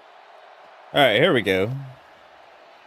Rudolph to the sideline. Quick throw again to Ridley. Target Calvin Ridley, 8th catch of the day for Ridley. And if I'm Tennessee, I'm going to come out and I'm going to continue to run that route. It's just a speed cutout, and Terrion Arnold is giving him a ton of space. That's going to be an easy pitch and catch. We've seen the chemistry that they've developed, and then the best thing about it is you're going to frustrate Terrion Arnold, and you can do a double move out there and then get over top for the big play. On second down, it's Pollard trying to find room for the first, and he will Get stopped. He's short. Just stuffed up front by the middle of that defensive line led by DJ Reader. Now third down and short for Tennessee. We've talked about the challenge with the defensive line for Detroit, but the one area that they're very stout is inside. When you talk about DJ Reader and Aleem McNeil, those are some big bodies still in there. They're top-tier guys inside. So you want to get out to the edge if you're going to run the ball against this Lions front. All right, third and 1. So many players, Davenport and Hutchinson, paramount among them. On third down, Going for a throw. Oh, he's short. He's short. Big tackle by Anzalone. Chopped his fucking leg off. They're 4 for 8 on fourth down this year. You got to punt. You're way too close to your own end zone. It was hard. Josh Wiley, he's going to block. Someone dropped a mouthpiece. Kind of knocked off balance, so he's late getting out. I think his depth was impacted by that contact and the struggle to get out. And a great job by Alex Anzalone coming up and stopping him for no gain at all. Oh, are they going for it? Fourth down call for Tennessee that changed the entirety of the game. Already down 2 touchdowns here. They're going to go for it on fourth. Rudolph fakes the pitch. Oh! Forward. Ball popped out. He's got the first down. Scooped up underneath by Nick Vanette, even if it was Second effort by Rudolph. That was a big conversion for them. Great job by Mason Rudolph here, going and getting this first down. He had an opportunity for Tony Pollard quick, but I like the decisiveness right there on that ugly ball. landing. That was, Kevin, you're exactly right. That was a huge fourth down to start the second half last week against Buffalo. They go on and outscore Tennessee 27-0 in that second half. So really instilling back into your players, I still believe in you. We're almost doing the exact same thing, but I trust you. Play action and Oh my God! I just see blonde hair fucking in the wind. Chance for Rudolph. Well, you're going to end up with 2 guys that block one. Here's Anzalone right here. I mean, I don't know what Nick Vanette is doing. He's fanning out to the outside, and you've got Alex Anzalone right over top of you. Just turn him loose right to your quarterback. Obviously, he's going to go to Calvin Ridley next. Anzalone sack, his first of the season. And the Titans now with a 2nd and 18. Oh, come on, Jags. You're almost going to score. Going to have to hurry. Gets the shotgun snap on 2nd down. Sets up the screen for Pollard with blocking. Steps through a tackle. Still up. Back and more down to the 31-yard line. But a flag down back of the 42, and it's going to be against the Titans. Holding, number 77, offense, 10-yard penalty, replay second down. Peter Skoronski with the flag, and as the Titans back up, we grab a game break from Carissa Thompson. Thanks, Kevin. Kirk Cousins threw for over 500 yards and 4 touchdowns the last time these 2 teams met. He now has thrown his 3rd touchdown of the first half. This one to Darnell Mooney from 30 yards out. Falcons in front, 21-14.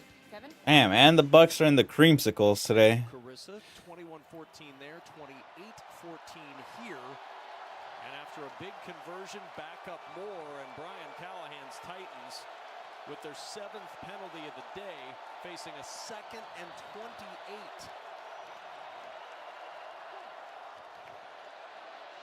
Rudolph running out of He's time. going to try to get some yardage back. Has room, and he'll slide shy of midfield near the 49-yard line.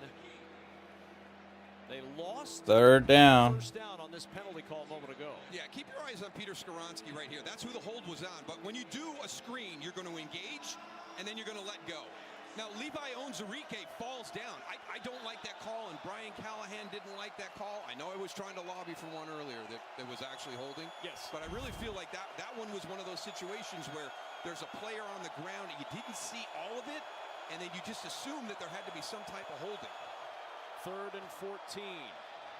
Rudolph over the middle, deflected away. Oh, good deflection. Intended target. Arnold got there to jar it away, and the punt team will come on for Tennessee. Calvin Ridley's had such a great start to this game. Just got to work back and try and get this football. Terrion Arnold's right here, 0. Watch him work through to make this an incompletion. Calvin Ridley, keep coming back. Keep coming back. When you stop your feet, that allows Terrion Arnold the opportunity to come and make a play on that ball. Keep working your way back to Mason Rudolph. Mason pegging for a flag at the end of that one. That looked like a pretty well-timed play by Terrion Arnold. Khalif Raymond from the 14. Raymond. Oh, oh. And Raymond, who's got tremendous speed. Raymond down the sideline. Blocking. Raymond to the 30. Cuts it back. Oh, so you slow down a little bit for that cut. Tackle by Luke Gifford, but another giant play in special teams, and the 64-yard return sets the Lions up with another short field.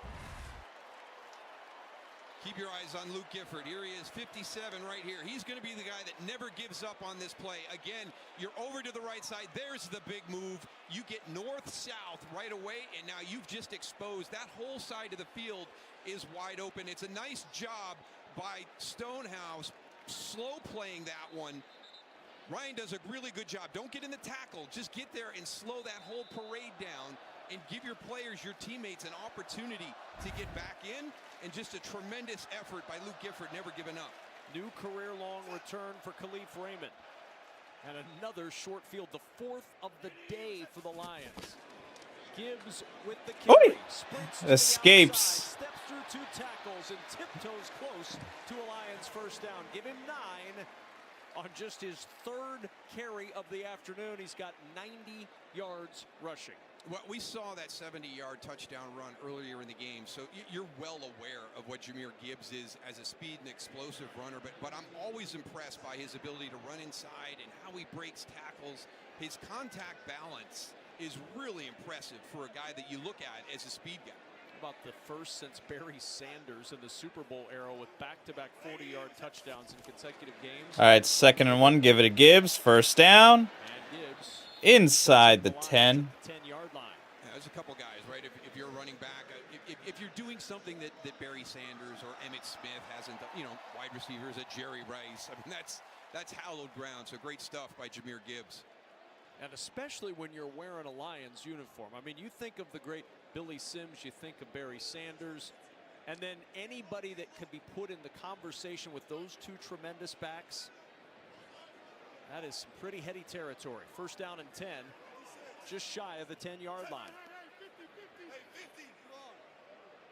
All right, here we go. From the 11. Pointing out Kenneth Murray, number 56. Gives it again to Gibbs. Gibbs up the middle. Up, down to about the 4. Where it's 2nd down. When we played Detroit, he was one of the guys that would never sit down and not watch. Kevin Zeitler is going to be your key block here, getting to that 2nd level. But to have the opportunity to watch Barry Sanders live in person, usually I'm sitting on the bench getting some water, getting rested for the next series. If we played Detroit and Barry was on the field, I was out on that sideline watching him.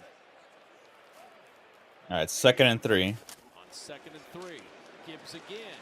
And Gibbs caught at the line of scrimmage. Amani Hooker with a good play there to twist him down at the 4, where it'll bring up 3rd down and 3. No gain on the play for Gibbs.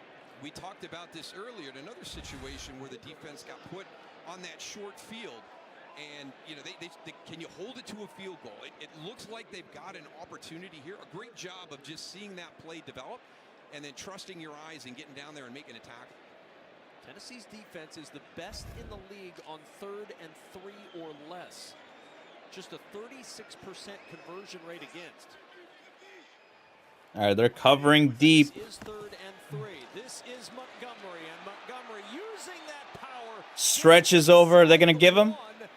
They stopped him. But a 1st and goal from there for Detroit. Are they going to check it? They do such a good job of getting up to that second level. This time it's Taylor Decker. And a lot of times, oh, yeah, he's down. Now just by the good no challenge. It doesn't have to be a double team incline.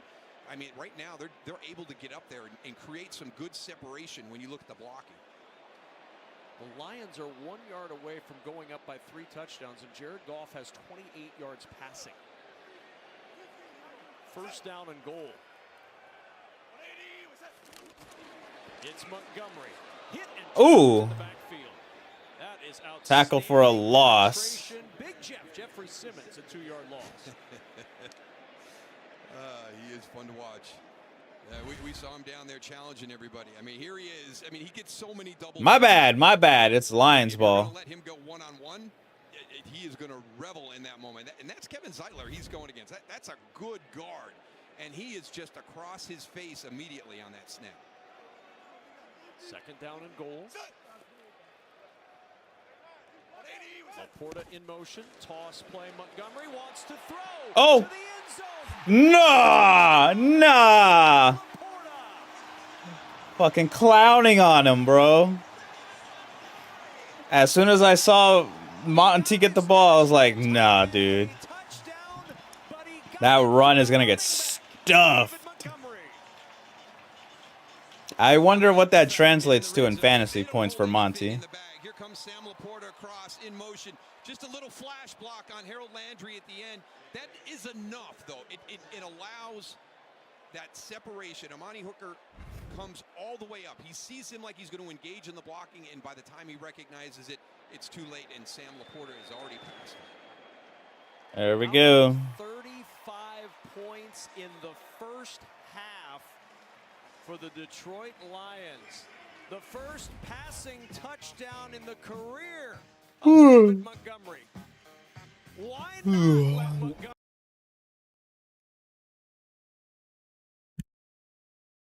Oh, man.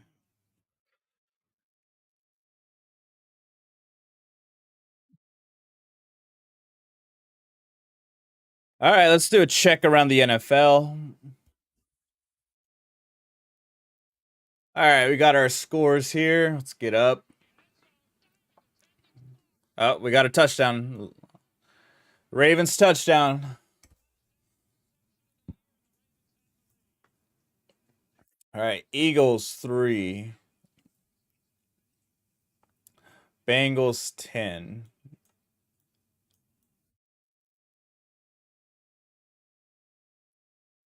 All right. Oh, whoops. Okay, Colts 10, Texans 10, tied the game. Packers 10, Jaguars 7. Jaguars keeping it close for now. Let's keep it going. Cardinals 7, Dolphins 13, Jets 13, Patriots 7. Falcons 21, Bucks 17. Yeah, I'm going to put that game on actually. I have the Eagles Bengals on, but nothing noticeable is happening, so I'm going to get rid of that one.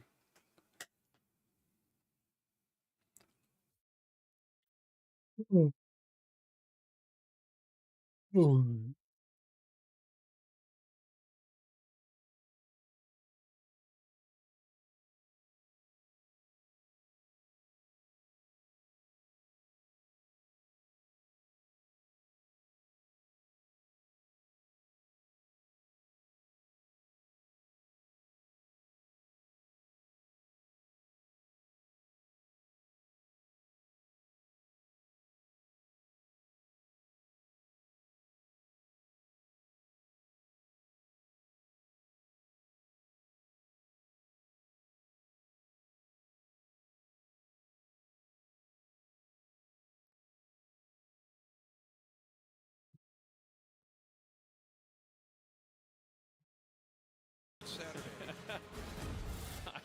I was not with us yet. All right, we are back. It's gonna be Montgomery with the touchdown Titans pass. ball. Laura Oakman, he's done the work on and off the field. He said he was angry all the time, which worked for football until it didn't. David said he had no joy playing or living. He was angry, depressed, and lonely because he isolated himself. Two things changed everything: having a son and not wanting to pass on his trauma, which led him to therapy. David said, "I learned the problem wasn't everyone else. It was me not facing my trauma. I learned where I'm from is not who I am." Where he's gone is to the end zone, both on the ground and through the air in the Here we go. From their own 30. Rudolph takes the ball. Here comes the rush on the run. First down will skip this one. Incomplete. And it's second down and 10. And this was before the game. David Montgomery and his son, like, give me a high five. All right, you got it. Big kiss. Look at that hair. My goodness. Hair for days for that youngster. All right, second and 10.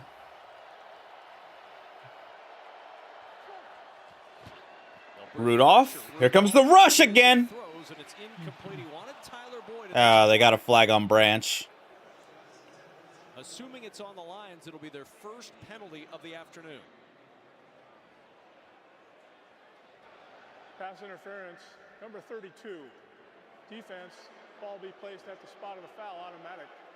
First down. It's Brian Branch, who's been playing really well. Yeah, and you know, let's not lose sight. You just mentioned it, how well this offense has played during the course of the game here today. And they've gone up and down. It's been their mistakes. 72 kick return yards, 74 punt return yards, 41 interception return yards. That's 187 return yards that's given them unbelievable field position and put their defense in a hole. But this offense at times, when they're not making those mistakes. All right, here we go. Going for a run. Second run over here. 2-minute warning. As we get to the 2-minute warning in Detroit. A lot to smile about for the Lions in this first half. Tennessee trying to mount a comeback when we return.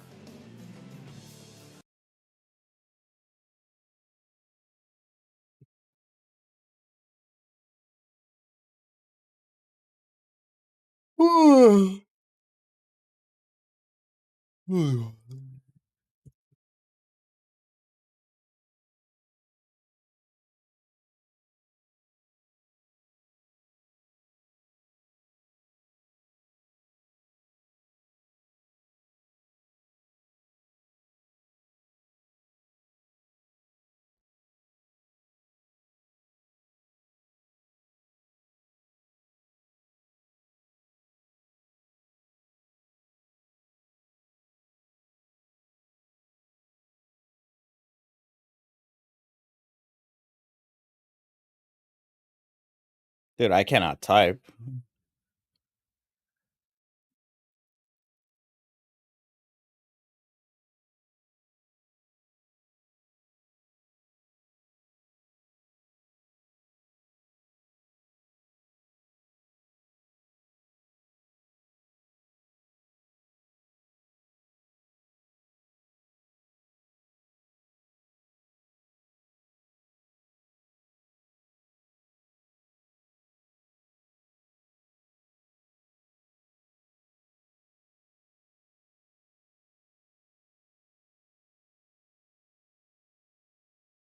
Damn, who was yelling right now? I heard someone say, "I'm fucking out of my mind."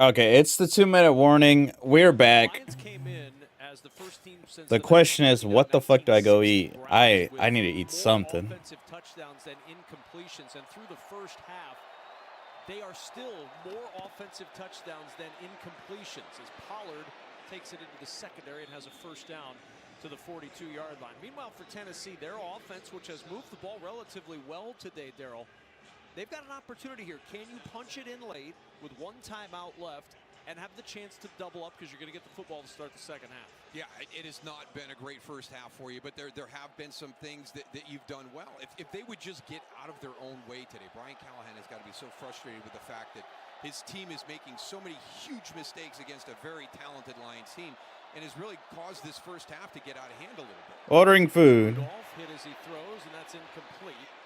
Skipped at the feet of Calvin Ridley, stopping the clock with 1:20 remaining. Yeah, James Houston is going to get the pressure coming off that left side, working against J.C. Latham right there. Just kind of gets underneath. You can see goes for I the gotta punch and misses put at some enough fucking bend shorts to be on able because I to got low enough to pajamas get on. that throw by Mason Rudolph.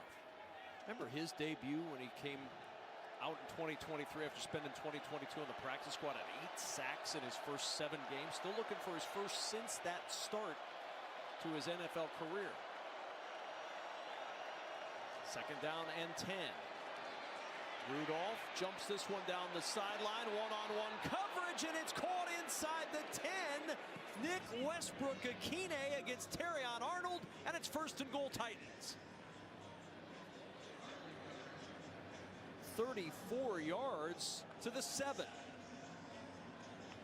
And now no rush for Tennessee. They still have the 1 timeout and 53 seconds and counting. Plenty of time, plenty of time. And just a great job there trusting your receiver in a one-on-one situation. He beat Terrion Arnold off the release and got on top of him.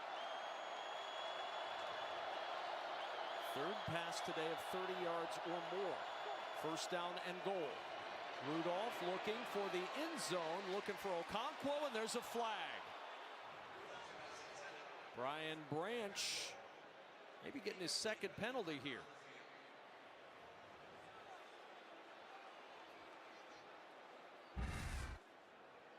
Yeah, just it looks like he just gets a little bit, out of Pass control. interference, number 32, defense. A foul occurred in the end zone. The ball will be placed at the 1-yard line. Automatic 1st down. Trying to get underneath to try to, break across Okonkwo and make a play on the football. It looked like he just kind of stumbled a little bit as he was going to make a play on the ball. It's 1st and goal. Lions run on some late substitutions. And now Rudolph on 1st down. Throws the fade. Too tall for the 6'2 Westbrook-Akine. 30 seconds until halftime. We mentioned it, but it's worth bringing up again if you're just joining us. The Titans won the toss and they elected to defer. A touchdown here and a chance to double up to start the second half. And Tennessee still right in this ballgame. And one of the areas that this Detroit defense has excelled is down here in the red zone. Can they force a field goal attempt and not give up that touchdown with the possession coming to start the second half? 3 red zone interceptions to your point this year. Rudolph on the sprint out, throws through the hands of Tyler Boyd at the goal line. And now 3rd and goal.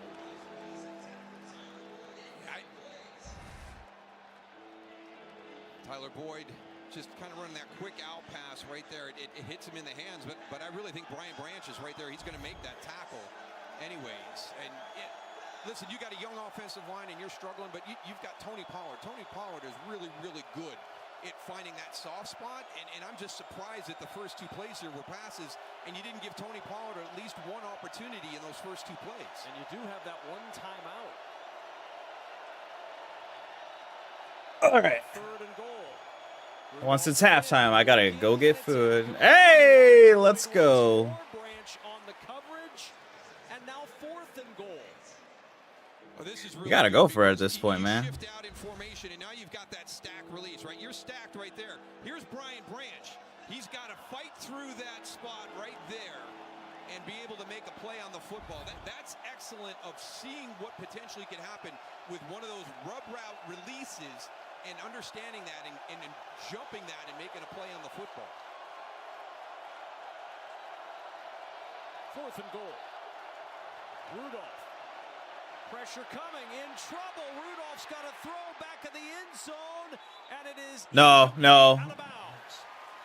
Hats off. Wobbly ass throw. So you know somebody left the field of play. Ridley makes the catch, and there's a flag down at the goal line. Oh, come on.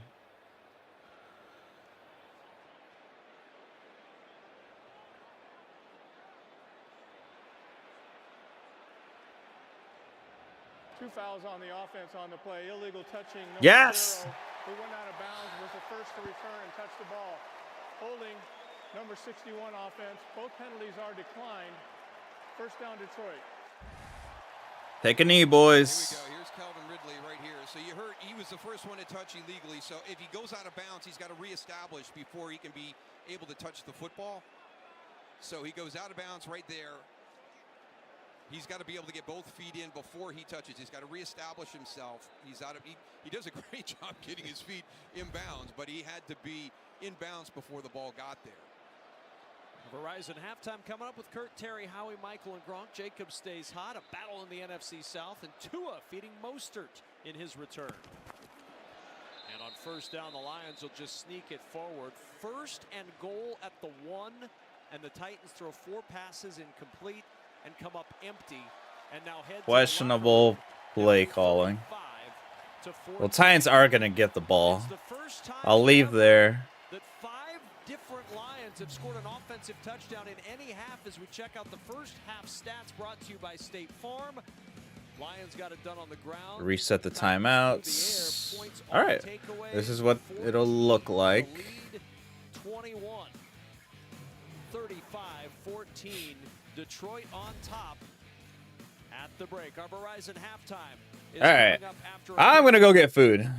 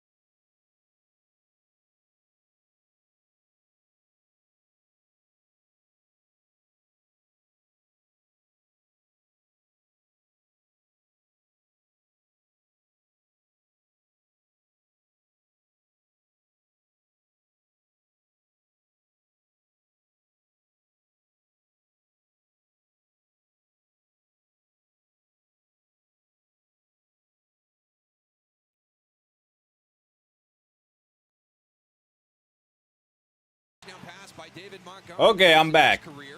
I'm back. And, Oh, too much lighting in here. I think I'm going to take this one all the way back. I've given you tight ends the opportunity to get your celebration on National Tight Ends Day, but this is going to be National Khalif Raymond Day. Much longer line to get food. I was able to see that punt return touchdown live in the car. Rudolph to the sideline looking for Ridley, and it's incomplete.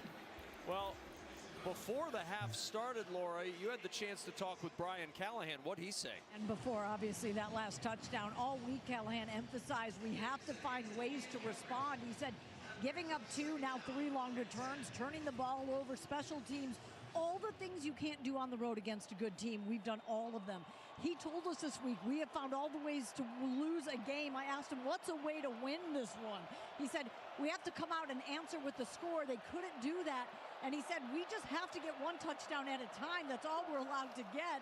But we've got to find ways to get points and respond. Here comes the rush. They're trying. Not able to make the catch. Complete pass to Chigo Conquo sets up a 3rd down and 10. And All right, I didn't get a chance to eat, so I'm eating now. You've kind of seen this story for most of this season, Daryl. This is a team in a full rebuild, and they are having those rebuild growing pains. You know about it. Dan Campbell knows about it. It's not easy.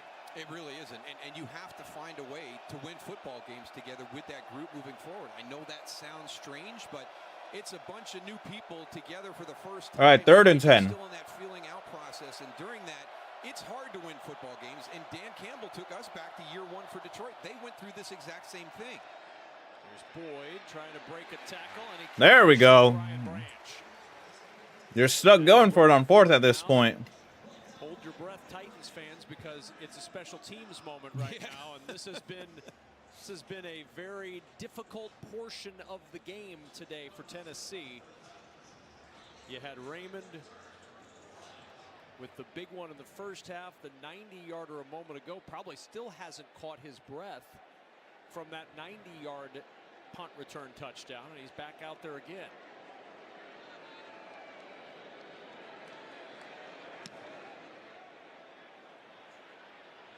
Raymond will wave for the fair catch and make it near the 17-yard line.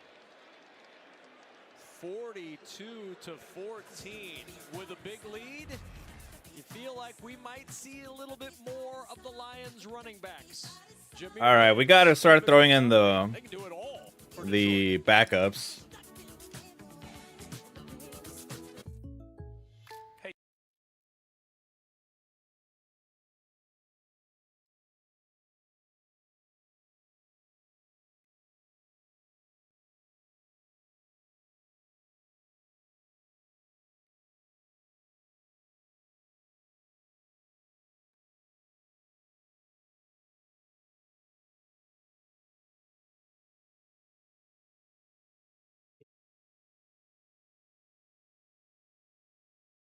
No! Jordan Love injured.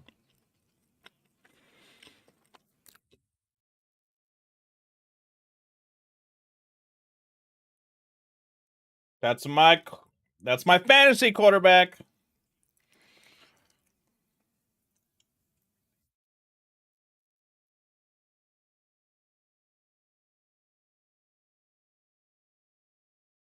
Damn.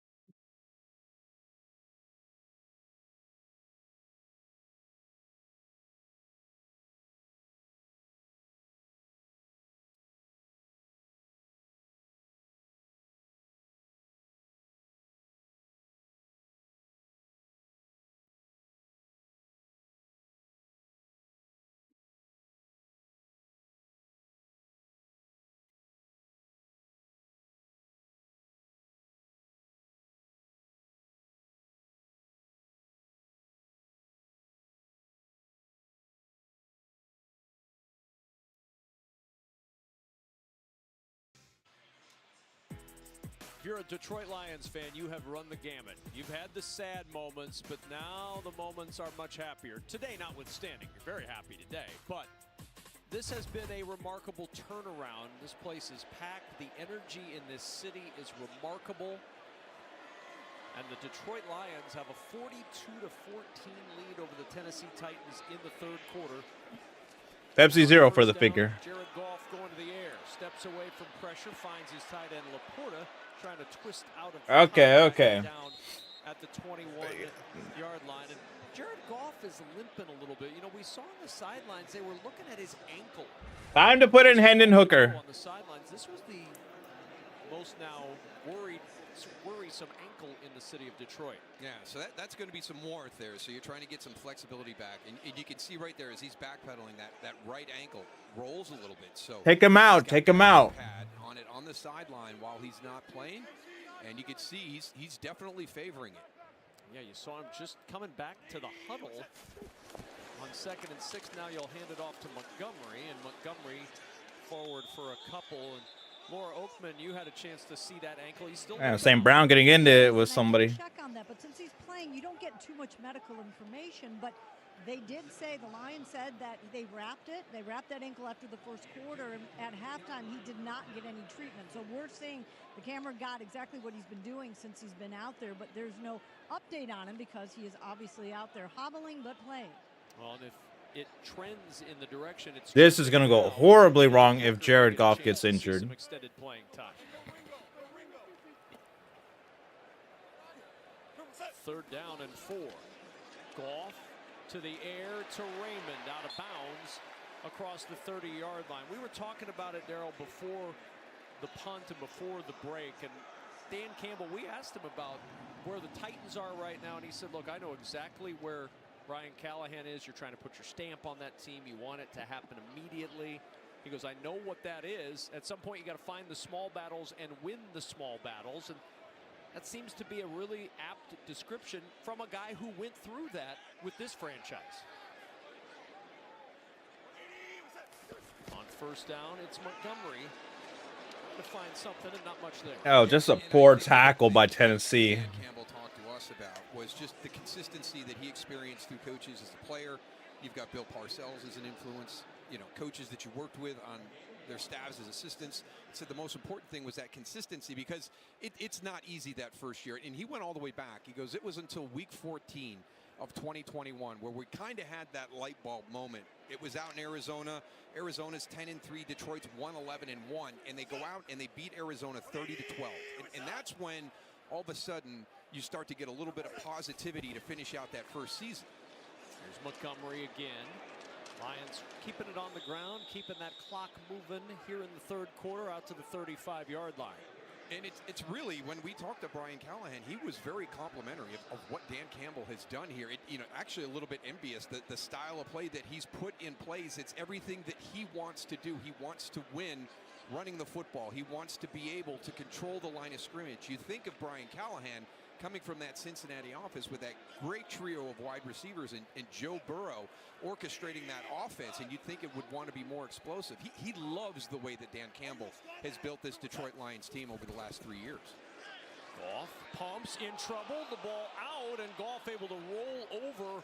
Okay, I've seen enough. I've seen enough. Take him out. Take him out. Key again with the heat on Jared Goff, and it's 4th down. Yeah, really nice job by Arden Key. There he is standing up at the top. He's going to come up the field and then underneath on that twist. And he's got a free run right into Jared Goff. And Okay, the ankle looks to be okay. No contact on that ankle. You know, it's 42-14. And let's get Hendon Hooker a little bit of opportunity to get out and play meaningful time in a game like this and see where we are and make sure that nothing happens to Jared Goff. I mean, there's no break coming up. And they've got a short week in November. 5 November games, of course, with Thanksgiving here, as is tradition at the end of the month. From the 13-yard line, Jackson out across the 20 before he's tripped up at the 23. And a timeout here in Detroit. Oh, man.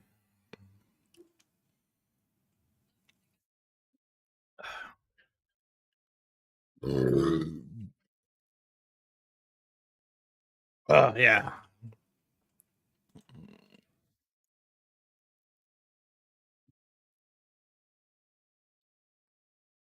All right, I'm gonna get one more slice and then I'll call it there.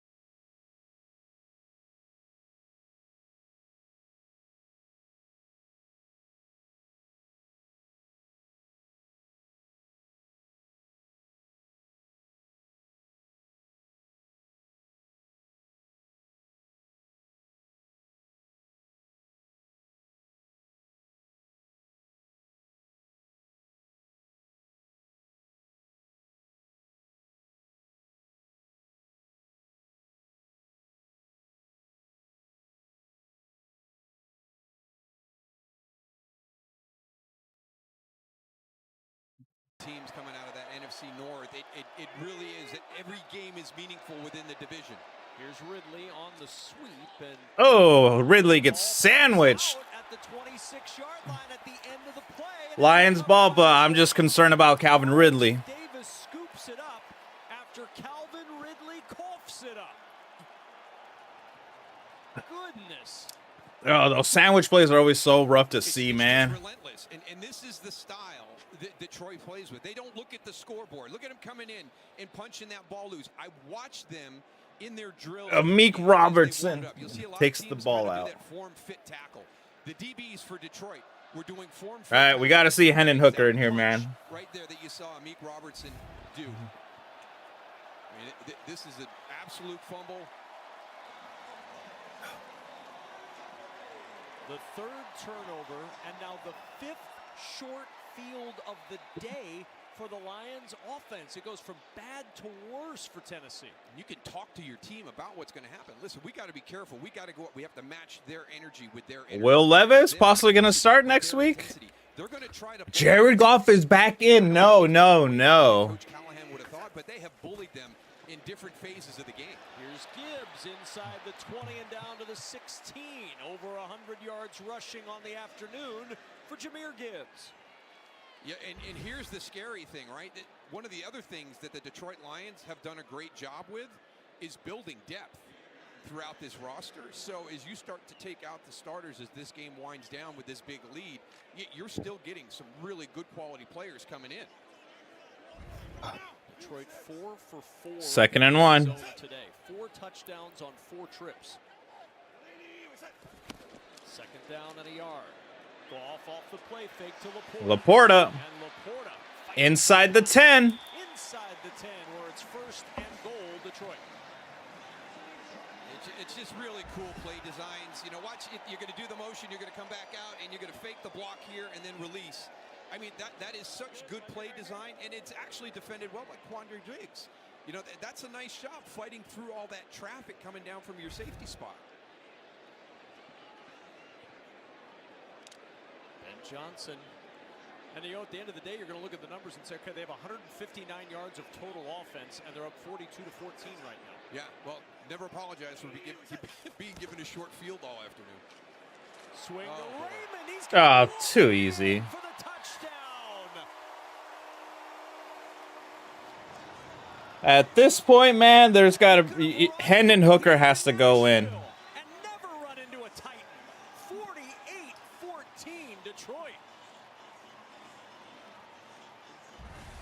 Yeah, you're going to commit in motion. He's going to come back. Nobody follows him, right? You think he's going to cross formation? I'm coming back out, and there's nobody here.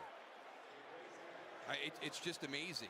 And you know, in that situation, I think it was Darrell Baker Jr. He was kind of the guy that started off in motion with him like they're playing man-to-man. And then he grabbed another receiver and followed him to the other side of the field. Woo! Another short field, another red zone trip, another touchdown, another dance. 49-14 Lions. If you're living with moderate to severe plaque psoriasis or active psoriatic arthritis, symptoms can sometimes hold you back. But now there's Skyrizi, so you can be all in with clearer skin. Things are getting clearer, yeah, I feel free. Live in my skin, yeah, that's on me. Nothing is everything. With Skyrizi, you can show up with 90% clear skin. And if you have psoriatic arthritis, Skyrizi can help you move with less joint pain, stiffness, swelling, and fatigue. Skyrizi is just 4 doses a year after 2 starter doses. Serious allergic reactions and an increased risk of infections or a lower ability to fight them may occur. Tell your doctor if you have an infection or symptoms, had a vaccine, or plan to. Thanks to Skyrizi, there's nothing like clearer skin and better movement. And that means everything. Now's the time. Ask your doctor about Skyrizi. Learn how AbbVie could help you save.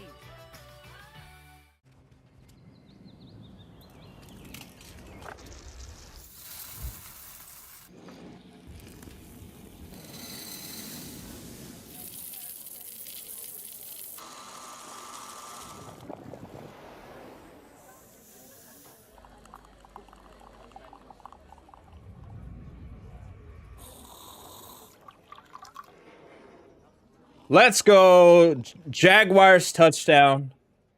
They take the lead. Finale is upon us. Dog food in thy fridge? It's not dog food, it's fresh pet. Real meat, real veggies. For thy beast? There's always a betrayal in the finale. The tradition, the rivalries, the pageantry, and the passion. Big noon Saturday. Will Howard and 4th-ranked Ohio State take on 3rd-ranked Penn State. Touchdown! It's Big Noon Saturday on Fox.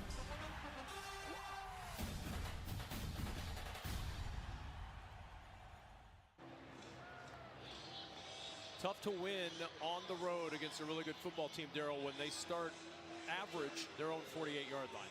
Rule number 1 in the game of football is don't beat yourself. All right, we're back.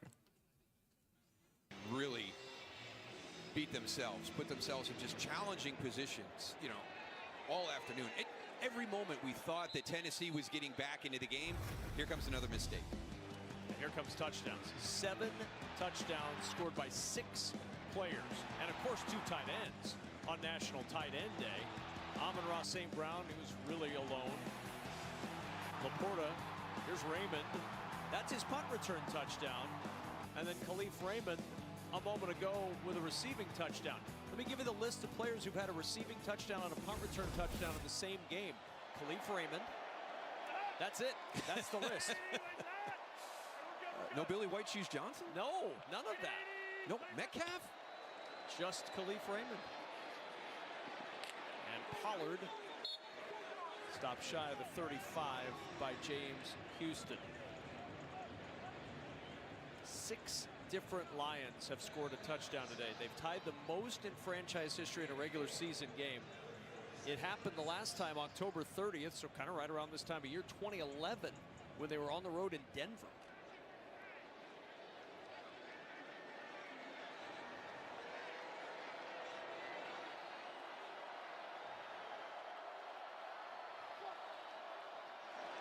All right, here we go. Rudolph takes the ball. Going up top, and he Overthrows. Tyler Boyd. And now 3rd down for Tennessee. And just, I mean, remember in the beginning of this game, you know, how good Mason Rudolph looked with the timing and the location of the Hells Bells, AC/DC, man. Such a great song. Kind of sidetracked an offense that looked like they were going to be able to get off to a good start, play some really good complementary football with this total #1 defense in the NFL on their side, but just have not been able to maintain that, and that's been the problem for Tennessee, and not just this season. You go back a couple of years. All right, here we go. We'll do a fantasy check on this next commercial. Let's rush. And flag. The pass is incomplete. There was offensive pass interference. And We got a Browns touchdown. They have tied the game. Extra point pending. We'll give them a lead. Pass interference. Oh, no, they take the lead. Penalties decline. Result of the play, 4th down. So a 3 and out for Tennessee, and they'll punt it away. Ooh, man, if the Ravens are not able to get the win, I got to look into that. I don't know what is going on in that game, but there is a lot to study in that if the Browns are leading at the moment. Are they finally going to score 20 points? Field goal or extra point is up. They finally scored 20 points. First time they scored 20 in a game. Another hole.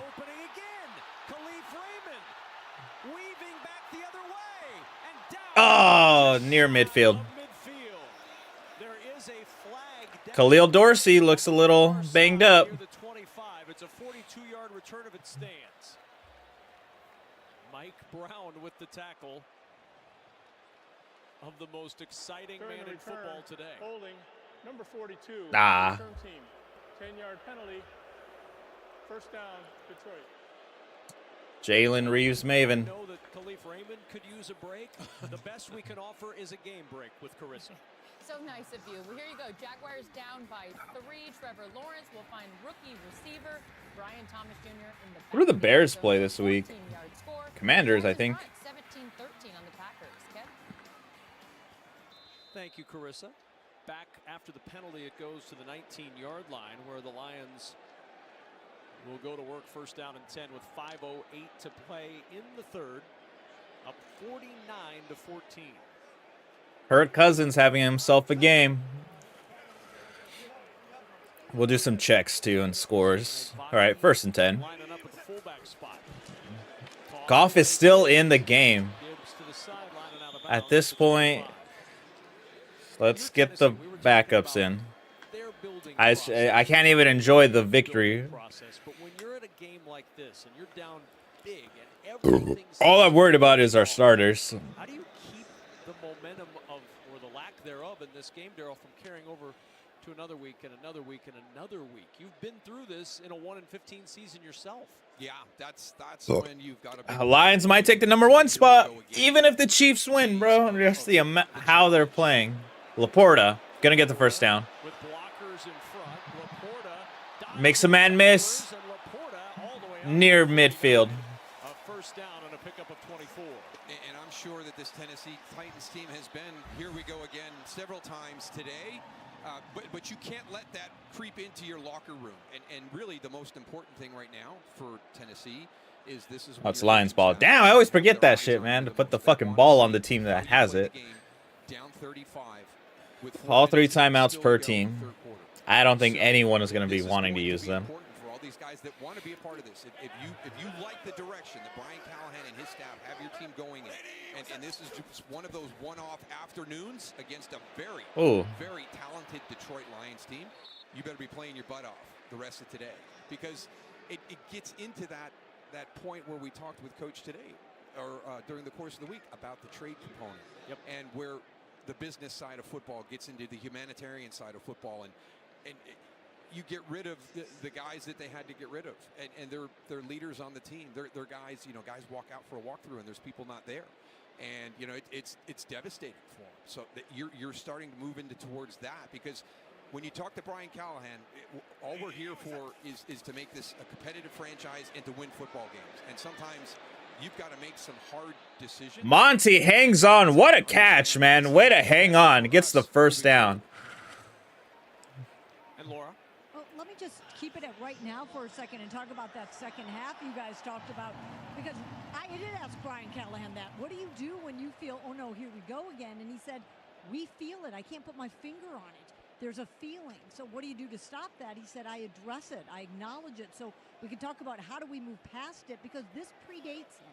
This So dude's gonna get messages from fired coaches, don't worry in about the results. before Like November I said, ends focus for on the details sure. and the habits. How early? Not I just don't to win a know. game, but to stay in a game and not quit it. And the challenge It's very that possible we you have could get we though could get a for call that tomorrow is the details have that been he's been lacking. let go. Details in special teams, details in the red zone. There've been a lot of details. This game there, he is getting Brian Callahan is getting exposed, man. Some of those small victories that It's Coach Campbell talked about. embarrassingly enough, special teams are just And horrible. what you've been teaching and coaching, during the course of this transition and this rebuild, start to show And most teams are neutral on special teams, but there is a noticeable difference. on what you're trying to build, because this is going to be a tough season for Tennessee. We talked about Detroit when they had that moment where the light bulb went on. That was at 1-11-1.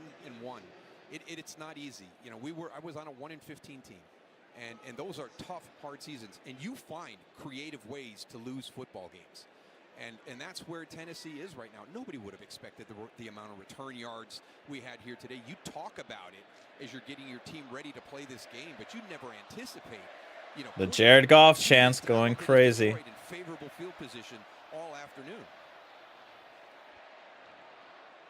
Crazy. Robinson in motion. Movement up front. Might be a free play. Goff down the sideline for Patrick, and the pass is incomplete. Looked like there was movement. I think Goff is looking for the flag, and there isn't one. I thought James Lynch may have flinched. And you see Goff looking around going, where's the flag? Yeah, I think it's going to be right here. And then actually, Taylor Decker is then going to move too, right as the ball's getting ready to be snapped. Oh, and here we go. So with the incompletion, here comes Jake Bates. Oh, we got a field goal. Career long. Now, of course, Daryl, if you were a UFL watcher like you, me, and Laura were, 64-yarder going this direction in the UFL in March. Twice. Snap. He got it. He got it. By plenty. 51-yarder. Jake Bates, 11 for 11 to start his career, the longest streak in franchise history. And as you see that go into the net, there's plenty more on that leg from 51. Yes, there is. Yes, there is. Now, Mike Nolan was the coach of the Michigan Panthers, and he walked him out in week 1. I've seen the Michigan Panthers games, man, and I wanted Jake Bates. Come back and do it again. But he's got 3 60-plus field goals, during the course of that season. And we talked with Coach Nolan. Damn, that feels like such a long time ago, the UFL. Field goal attempt, where did you feel comfortable with Jay kicking from? He said, I would let him go from 70. So that's the leg that he has. It's a different sound when he hits the football. It's very unique. But I love the way that Dan Campbell, Dave Phipp, this whole organization has allowed him to grow and gain confidence, because he had a shaky. Oh no, we got a Josh Jacobs touchdown. And the way that they have brought him along, he didn't have to have that big gotta make it kick. He gets the 48-yarder against Dallas, and then last week he's got the 44-yarder to win the game, and now we're into the 50s. So the way that they've brought him along and allowed him to maintain that confidence that he gained in the UFL last season, I think has been very, very under the radar, and I think it's going to pay huge dividends during the course of this season. Well, and I had a chance to be on that broadcast for the timeout, the kick. Nobody knew who this kid was at all. Came out of nowhere. We had fortunately asked about him in the meetings earlier in the week with Mike Nolan so we could tell the story, but it's a pretty All right, Rudolph. story for a young First man down. who's now Oy, one big of the tackle. prominent kickers in the National Football League as Chig Okonkwo gets the first down out to the 48-yard line. That ball, by the way, that he kicked from 64 to win the game in the UFL opener in Detroit went on to the Pro Football Hall of Fame. How about that? Jake Bates has got a little bit of history in Canton, Ohio. And a great kid, too. I went and talked to him before the game today, and I said, listen, congratulations on, NFC Special Teams Player of the Week, your first game-winning field goal, but the way that you responded to your teammates in the locker room when Coach Campbell presented you the game ball, I thought was, the most, that made me the most happy. I was very proud of him. Rudolph to the sideline, walk Oh. wide of Okonkwo. Well, that was a big. All right, man. That stops the clock. That's not what we want to see. Let's just get out of here. We broke 50. That was going through my head towards the beginning. Fuck, it's Titans ball, man. To be able to get that win at Minnesota, very, very hard place to play. Divisional opponent, and not allow them to have, you know, virtually a 2.5 game bump on you because they're 2 games ahead of you and they own the head-to-head to start. So that was a huge win last week for the Detroit Lions. All right, 2nd and 10. Rudolph to the air again. Pollard twisted to the sideline. Clock will continue to run, and that should take us to the end of the 3rd quarter. It was 14-7 Detroit after 1 quarter. Since that time, 38-7, Detroit has outscored Tennessee, and they lead 52-14. So now it's come down to a dance-off. Who did it better? Gibbs, the Thriller dance with Amon-Ra St. Brown. Khalif Raymond's dance.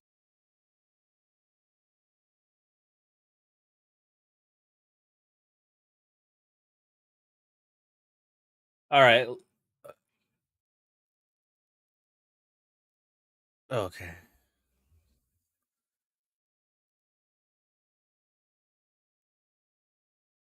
All right, let's get scores up. Eagles 27, Bengals 17. Stephon Diggs injury. Non-contact injury. I see that in red zone. Another wide receiver. Ravens 17, Browns 20. Colts 13, Texans 20. Packers 20, Jaguars 17 with the ball. Cardinals 18, Dolphins 27. Welcome back, Tua. Jets 16, Packers 14. Drake May out. Falcons 31, Buccaneers 17. Falcons might sweep them. And let's check out fantasy while we're here. All right, let's get the... This is a team where my girl picked all of them, and we're not looking so good. David Njoku. Man, I fucking wanted him on my main team. All right, the main league, the family league. We're looking good. We're looking good. Autobot league. Looking good. Dad's team, where we gotta make some comebacks here. Why are we so low?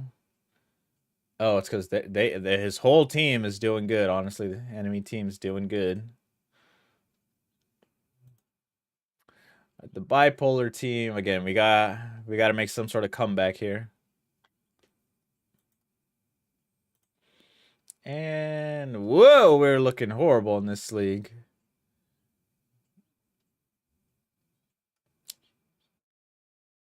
Oh, we're back. The last time they started 6-1 was right in between those in 1956. They are 1 quarter away from a 6-1 start. With Daryl Johnston, with Laura Oakman, with our entire Fox crew. I'm Kevin Kugler. 4th quarter underway. All right, 3rd and 9 from the 49. Down and 9 to start this 4th quarter of play. Rudolph takes the ball, looking, quick throw, complete to Calvin Ridley, gets the first down, tackled by Terrion Arnold. Today, one positive you take forward from the Titans is the emergence of Calvin Ridley, or re-emergence, you should say, especially early in this game. Absolutely, absolutely. I mean, he's a guy that we've been waiting for, and the Titans have been waiting for. And a lot of these have been one-on-one situations. You get back to watching Calvin Ridley from a couple of years ago, where he was just one of the best route runners in the NFL. And a lot of the yards that he's gotten today is beating people on the releases, and the separation he creates getting in and out of breaks. Well, remember, a lot All right, here we go. came when this game was very much in doubt. From the 38. In the 1st quarter. Gives it to Pollard. Gets the first down. Tackled again by Terrion Arnold. At the 22. One of the real pivotal moments in this game. It was 35-14. They opted not to go to Pollard any of the 4 times on 1st and goal from the 1. before the half. Yeah, I think, you know, you had those pivotal moments. You had it at the start of the second half last week against Buffalo on the 4th down near midfield. I think that sequence of plays when you're on the 1-yard line and Tony Pollard doesn't get handed the ball one time, what was a huge mistake and something Brian Callahan will want to have back when you go back and kind of go through this whole process of how did this happen. Whoa. First down and 10. Pollard again, stretching to the edge and out of bounds at the 18. Well, this is that sequence that we were talking about, Darryl. First and goal, you're down 35-14. You're getting the ball to start in the second half. 4 straight passes that go awry. Yeah, and you've got that thing that all the coaches talk about, the opportunity to double dip. You're down 21, but you're putting yourselves in a great position to be able to potentially get 14, 10, and kind of get back into this game. And not only did they do that, not only did they have 4 opportunities and not score, but then they came out and had a 3 and out right away to start the second half and then gave up the punt return touchdown. Rudolph will set up the tight end screen. Okonkwo with no... Fumbled! Balls out again! Okonkwo coughs it up, punched out by Amik Robertson, and it's the 4th Tennessee turnover of the day. Isaiah Thomas, making his Lions debut, recovers the fumble. And Amik Robertson, it used to be the peanut punch. Now it's the Amik Peak. Poked it out. 52-14 Lions. Why am I still hungry? Because you're watching football.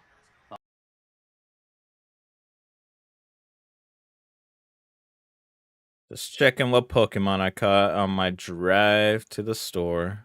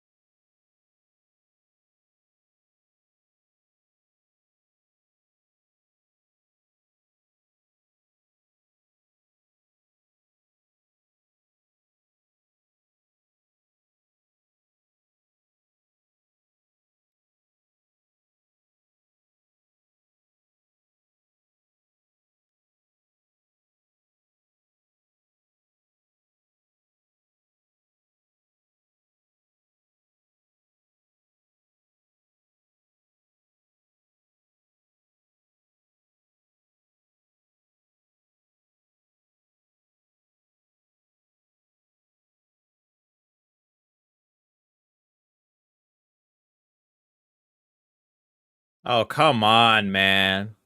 Green Bay's back in the fucking... They're back with the ball, man.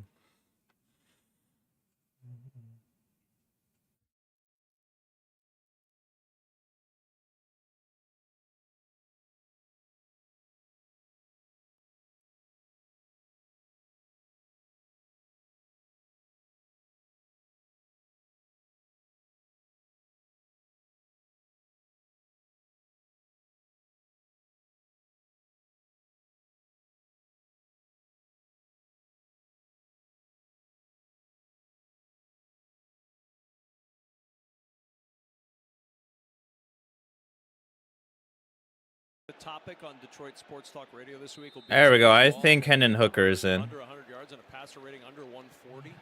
Got to be a disappointing day for Jared Goff. Your calls. Just a slacker. I mean, I don't know what else to say. You know, my goodness. Hendon All right, Hendon Hooker. And Hooker on the first down pass, dancing around, Oh. trying to find some room. Isaiah Williams with his first catch, making his Lions debut today. Here's Hendon Hooker, the 3rd-round pick in the 2023 draft. Limited time this Justin year. Tucker missed a 50-yard field goal. Holy shit, Lamar's hair looks wild. He ended his career at Tennessee, and you probably got a few Titans fans that are saying, well, he'd look pretty good in a Tennessee Titans uniform. Young quarterback who began his career at Virginia Tech, was the SEC Offensive Player of the Year in 2022 2nd and 8. with the Volunteers. 2nd and 8. Toss play, Craig Reynolds.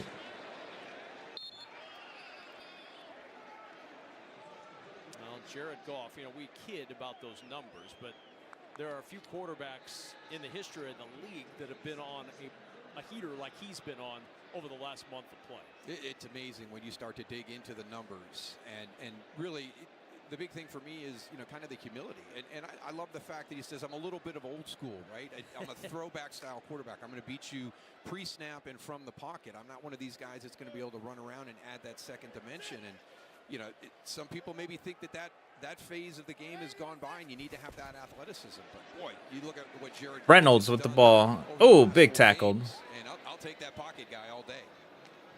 Well, Laura, why else is Jared Goff playing so well? Well, he used the word discipline, and I asked him for a sexier word. Discipline just wasn't it. And he said, I wish it was sexier. He said, I'm really throwing it to the open guy and being accurate. But he said taking the step mentally in this offense has allowed him to play more freely and in control.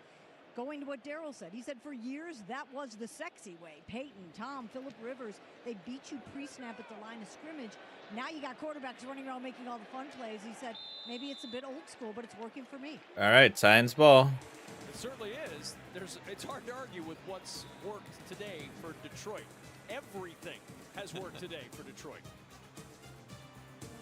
All right, Tina, 6 is hard to beat.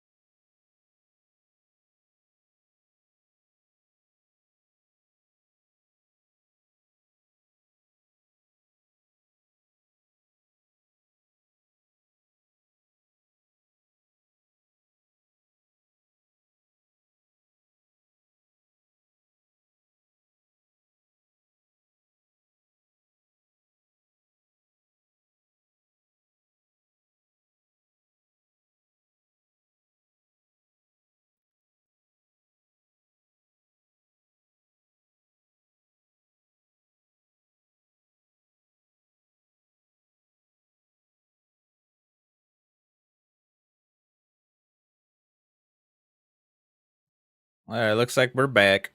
To the Bronx, the Dodgers took the first 2 games in Los Angeles. The Yankees look to get back in it in Game 3 of the World Series from Yankee Stadium tomorrow night, right here. Damn, Packers up 27-17. Jaguars with the ball. On hand, and don't say his name 3 times, Darryl. Just don't do it. If you learned anything from the 80s, never say the name Beetlejuice 3 times. Pollard surfing his way out. Damn, Tennessee still has their starters, and at this point, man, just give your backups a chance, man. You're not gonna win. Groin injury, so Malik Willis finds a wide open Tucker Kraft who walks in for the score. Packers extend their lead to 10 over the Jags. Kevin? Carissa, thank you. NFC North, the Packers winning, Detroit winning, and those 2 teams will meet next week in Green Bay on Fox.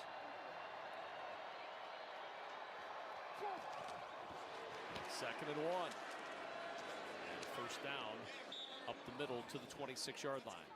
I think the big thing, we've talked about kind of these 2 franchises in different stages, you know, where Detroit's come from since 2021 under Dan Campbell, and where Brian Callahan hopes to take this Tennessee team moving forward. and it's about learning how to win games. I think the impressive thing today for Detroit is finding different ways to win games, because we were all focused on that defensive line and how do you replace Aiden Hutchinson, and we talked about the secondary and the linebackers, and then here comes special teams. You know, that forgotten phase and just everything that Khalif Raymond and Khalil Dorsey did as a part of those return guys. Well, you have 188 yards in punt returns today, 72 yards in kick returns. Add in the 41 yards off interception returns today. That's 301 hidden yards. So you look at the numbers, you say, oh gosh, Detroit's offense only 219 total yards of offense. Well, add those 300 yards in, and all of a sudden you get a better picture of how the day has gone outside of just the score, which quite honestly gives you a pretty good picture of how the day's going. Yeah, moving that football efficiently on those short fields, really, really impressive in the red zone. They throw everything. Another Cade on touchdown. That's good for me fantasy-wise. Mason Rudolph under pressure, trying to get away, and finds an open man and a minimal. How does he escape? On the play. And now looks like Ridley is going to stay down. Oh no. Oh no. Breath down there a little bit. He got hit pretty hard, now helped up. Yeah, you land on that shoulder and you get all that body weight on your shoulder. It's tough. And one of the other things, you know, that we touched on, the right tackle position. They got to find something there, but you can see as he goes down with all that weight from Kendall Vildor on top of him. But the right tackle position, you know, John Ojoku is in there now. They've had Leroy Watson there during the course of the game. It's the one area that Bill Callahan, the offensive line coach for Tennessee, talked to me about during the course of the game. You know, that's an area we've got to get shored up and figured out and let somebody play the rest of the season. 3rd down and 9. Going deep. Looking for Jackson, and he just couldn't catch up. Jackson had a step. And it's Rakestraw out there in coverage. And it'll be 4th and 9, and the Titans will punt it away with 8:26 to go. Again, just everything gets out of sync a little bit, right? We saw Mason Rudolph early in the game with an opportunity like that with Calvin Ridley and just dropped it right in over the top, and that one just a little bit beyond. You can see the frustration he has there because those plays come few and far between for you during the course of the game.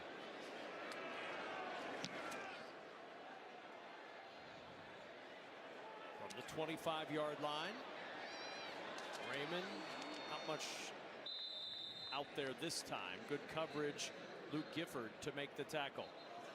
Well, next week it's doubleheader NFL action on Fox.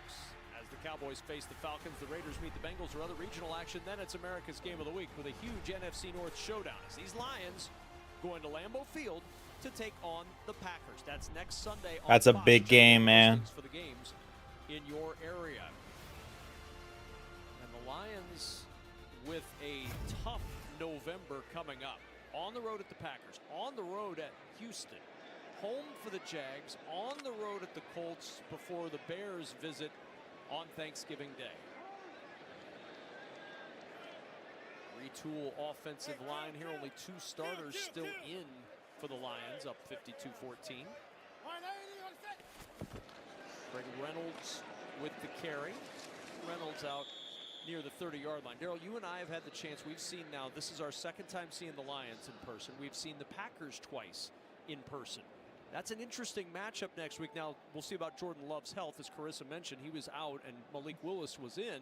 That'll be a fun one next week on Fox. Absolutely, and I think you get one of those strength versus strengths, right? You know, Jordan Love in that group of wide receivers against this group of defensive backs. When you talk about Detroit's defense, I think it's going to be an awesome matchup. There's some things today that I know that Aaron Glenn is going to want to correct. Remember, we go back from him and Kirby Joseph having some conversations there early on with some potential dropped coverages. You can't do that against Green Bay. Hooker on the nope, it's over. Off, trying to find Isaiah Williams. Hendon Hooker, his first NFL action this year. Limited time earlier in the season, a little more extended time today, but he's also working with some guys who are getting their first time, like Isaiah Williams, who came in as an undrafted rookie this year from Champaign, Illinois, all Big Ten wide receiver at Illinois, who began his career as a quarterback with the Illini. moved over to the wide receiver spot. All right, 3rd and 8. Hooker takes the ball. Hooker Goes deep. Williams. That's his first catch, rather his second catch of the day. Quandre Diggs on the coverage, and it's 4th down, and the punt team coming back on for Detroit. And this is also an opportunity for some of these guys to get some reps that are going to be filling in for Jameson Williams next week against Green Bay. That's going to be a whole different monster than it was today because of the way that this game went. But you're going to need that combination of different players to replace Jameson Williams next week when you go against Green Bay. One of the things Dan Campbell told us before the game, he said, you know what, we feel confident as that punt will bounce the 3-yard line, take a little bit of a Titans roll, but still down near the 10. Said we feel confident not only with the guys we have, but especially good punt. We saw that shown today in every facet. He also felt pretty good about his defense, as did defensive coordinator Aaron Glenn, and a good reason to feel good. A lot of turnovers forced today. Yeah, that's the biggest thing. How many points do the Lions have in? Return game or your defense taking the football away. Some critical interceptions there. The aggressiveness at the point. The Lions defense have. Jahmyr Robertson on both of those, getting in there and getting that ball punched out. I mean, it is 15. It is practice. How about Titans, bro? How bad is it for them? I mean, this is they have 1 point. Driven Detroit Lions football team. And it's been they got 4 sacks. That's why. Of many for the Titans is the turnover situation today. Bengals defense -4. Damn. Minus 13 turnover margin. And we're not to halfway yet. No. You're not going to win a lot of games. Minus 13 through now 7 games, and you see the turnover differential. Why are these teams in different positions? That's a really good graphic to tell you why. And then the other one, just that struggle in the second half, in the 4th quarter that Laura shared with us. Brian Callahan inherited that. Can we get a Tyreek Hill touchdown, bro? That is definitely another one that you've got to get. It's 4th and 1 for that game. Confidence that you can have success in the second half and the 4th quarter, and they just haven't been able to do that. They came in being outscored 57-12 in the 4th quarter, and as you said, second half point differential. This is something he inherited every single year, the last 3 years now, dead last in the NFL in the second half. If you're getting outscored by that margin in the second half, you're not winning a lot of games. It doesn't matter what you did in the first half. No. 3rd and 3. Rudolph to Pollard out of the backfield. He'll have a Titans first down. Oh. Stacked up at a 22 with 5:15 to play here in the 4th. Well, and here's the other problem for Tennessee, and this is something that we see from really good teams. I know several of your teams had this aspect when you were playing. I know you've covered a lot of teams that do this. Every team that has played the Lions this year, the next week they've lost. The Honolulu Flu. 0-5 the week after they played Detroit. Dallas had a bye, so it doesn't count. But you look at what this Lions team does to you. They're physical, usually very physical in the run game. They cause a lot of problems for you, and that sometimes carries over even to the next week. Absolutely. And it was San Francisco. I think San Francisco, a couple of seasons ago, 17 in a row opponents lost the game the following week. It's that physical style of football where you've got to stand up against the run and take that pressure from the defense. They make you work at so hard 2nd and 1. and mentally that you're just drained. Rudolph with the sneak. Rudolph gets it. For Tennessee. And if you're wondering the answer to the question, who do the Titans play next week? They're back home on Fox to play the New England Patriots. Patriots trailing late today to the Jets 22-17. And right now, being in one of these seasons when we were 1-15, the focus is so much on yourself. And there's Will Levis, who's still working on that shoulder, trying to get that shoulder back healthy and being 100%. But it is all about you. You're not at that point where you need to start worrying a whole lot about what the other team is going to do, because you've got so many issues that you've got to get corrected before you can even really be competitive. Snap bobbled, but they're able to make something out of it. Well, there's a lot of work to do, and the question is going to come up. We've already seen trades starting to happen. We saw 2 of them this past week with the Titans. DeAndre Hopkins going to Kansas City, the trade with Seattle that brought Ernest Jones to Seattle and sent Jerome Baker here to Tennessee. The question then becomes, are there others on the list?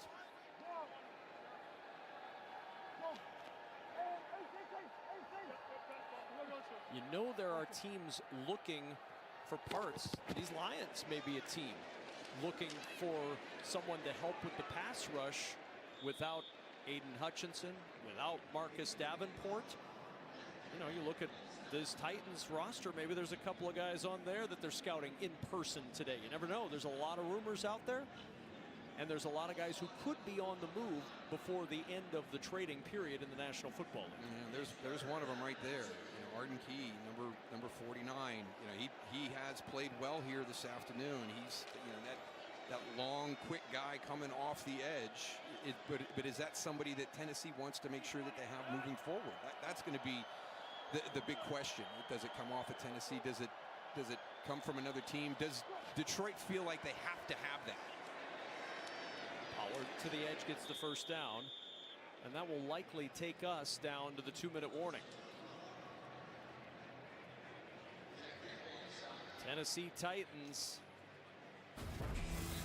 have seen a lot of this. Celebration on the offensive side, turnovers and frustration for Goff and company, headed towards one more win.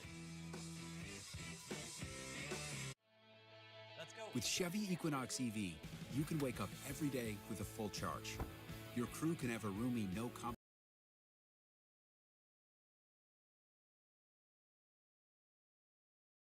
Okay, all I'm worried about is just the Jaguars, down 10.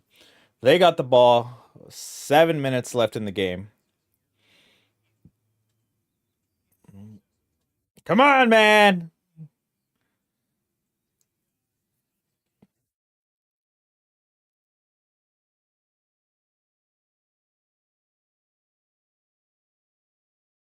Oh, we got a game there. We got a game. I thought Atlanta will go away with it. Oh, we got some close games going on.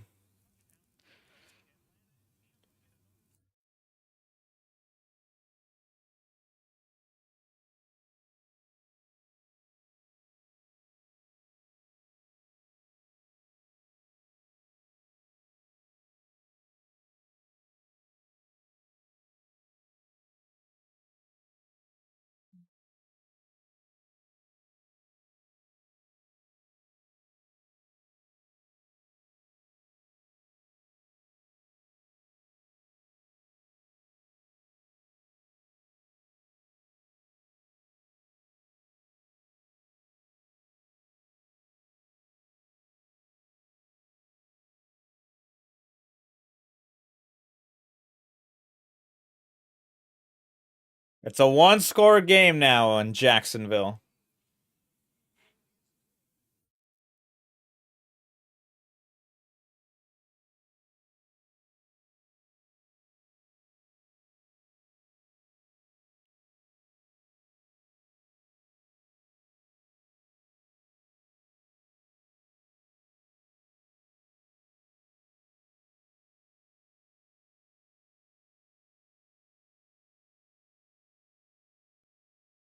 Oh.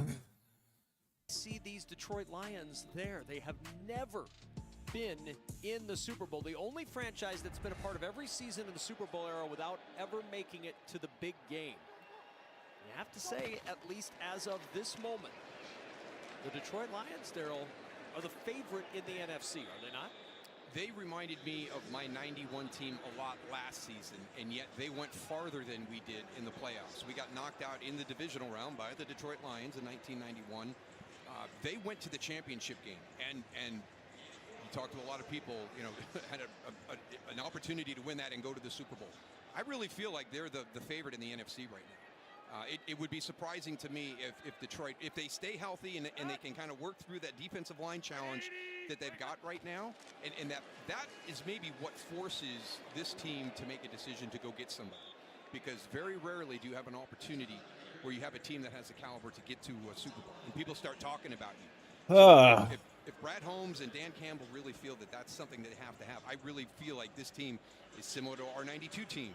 that went to their first Super Bowl and maybe ahead of the curve. I think a lot of people felt San Francisco was still the best team. Close game in Miami also. You know, I really think that Dan Campbell and this team have shown everybody that they are the #1 seed in the NFL, and if they can stay healthy, I think they go to the Super Bowl.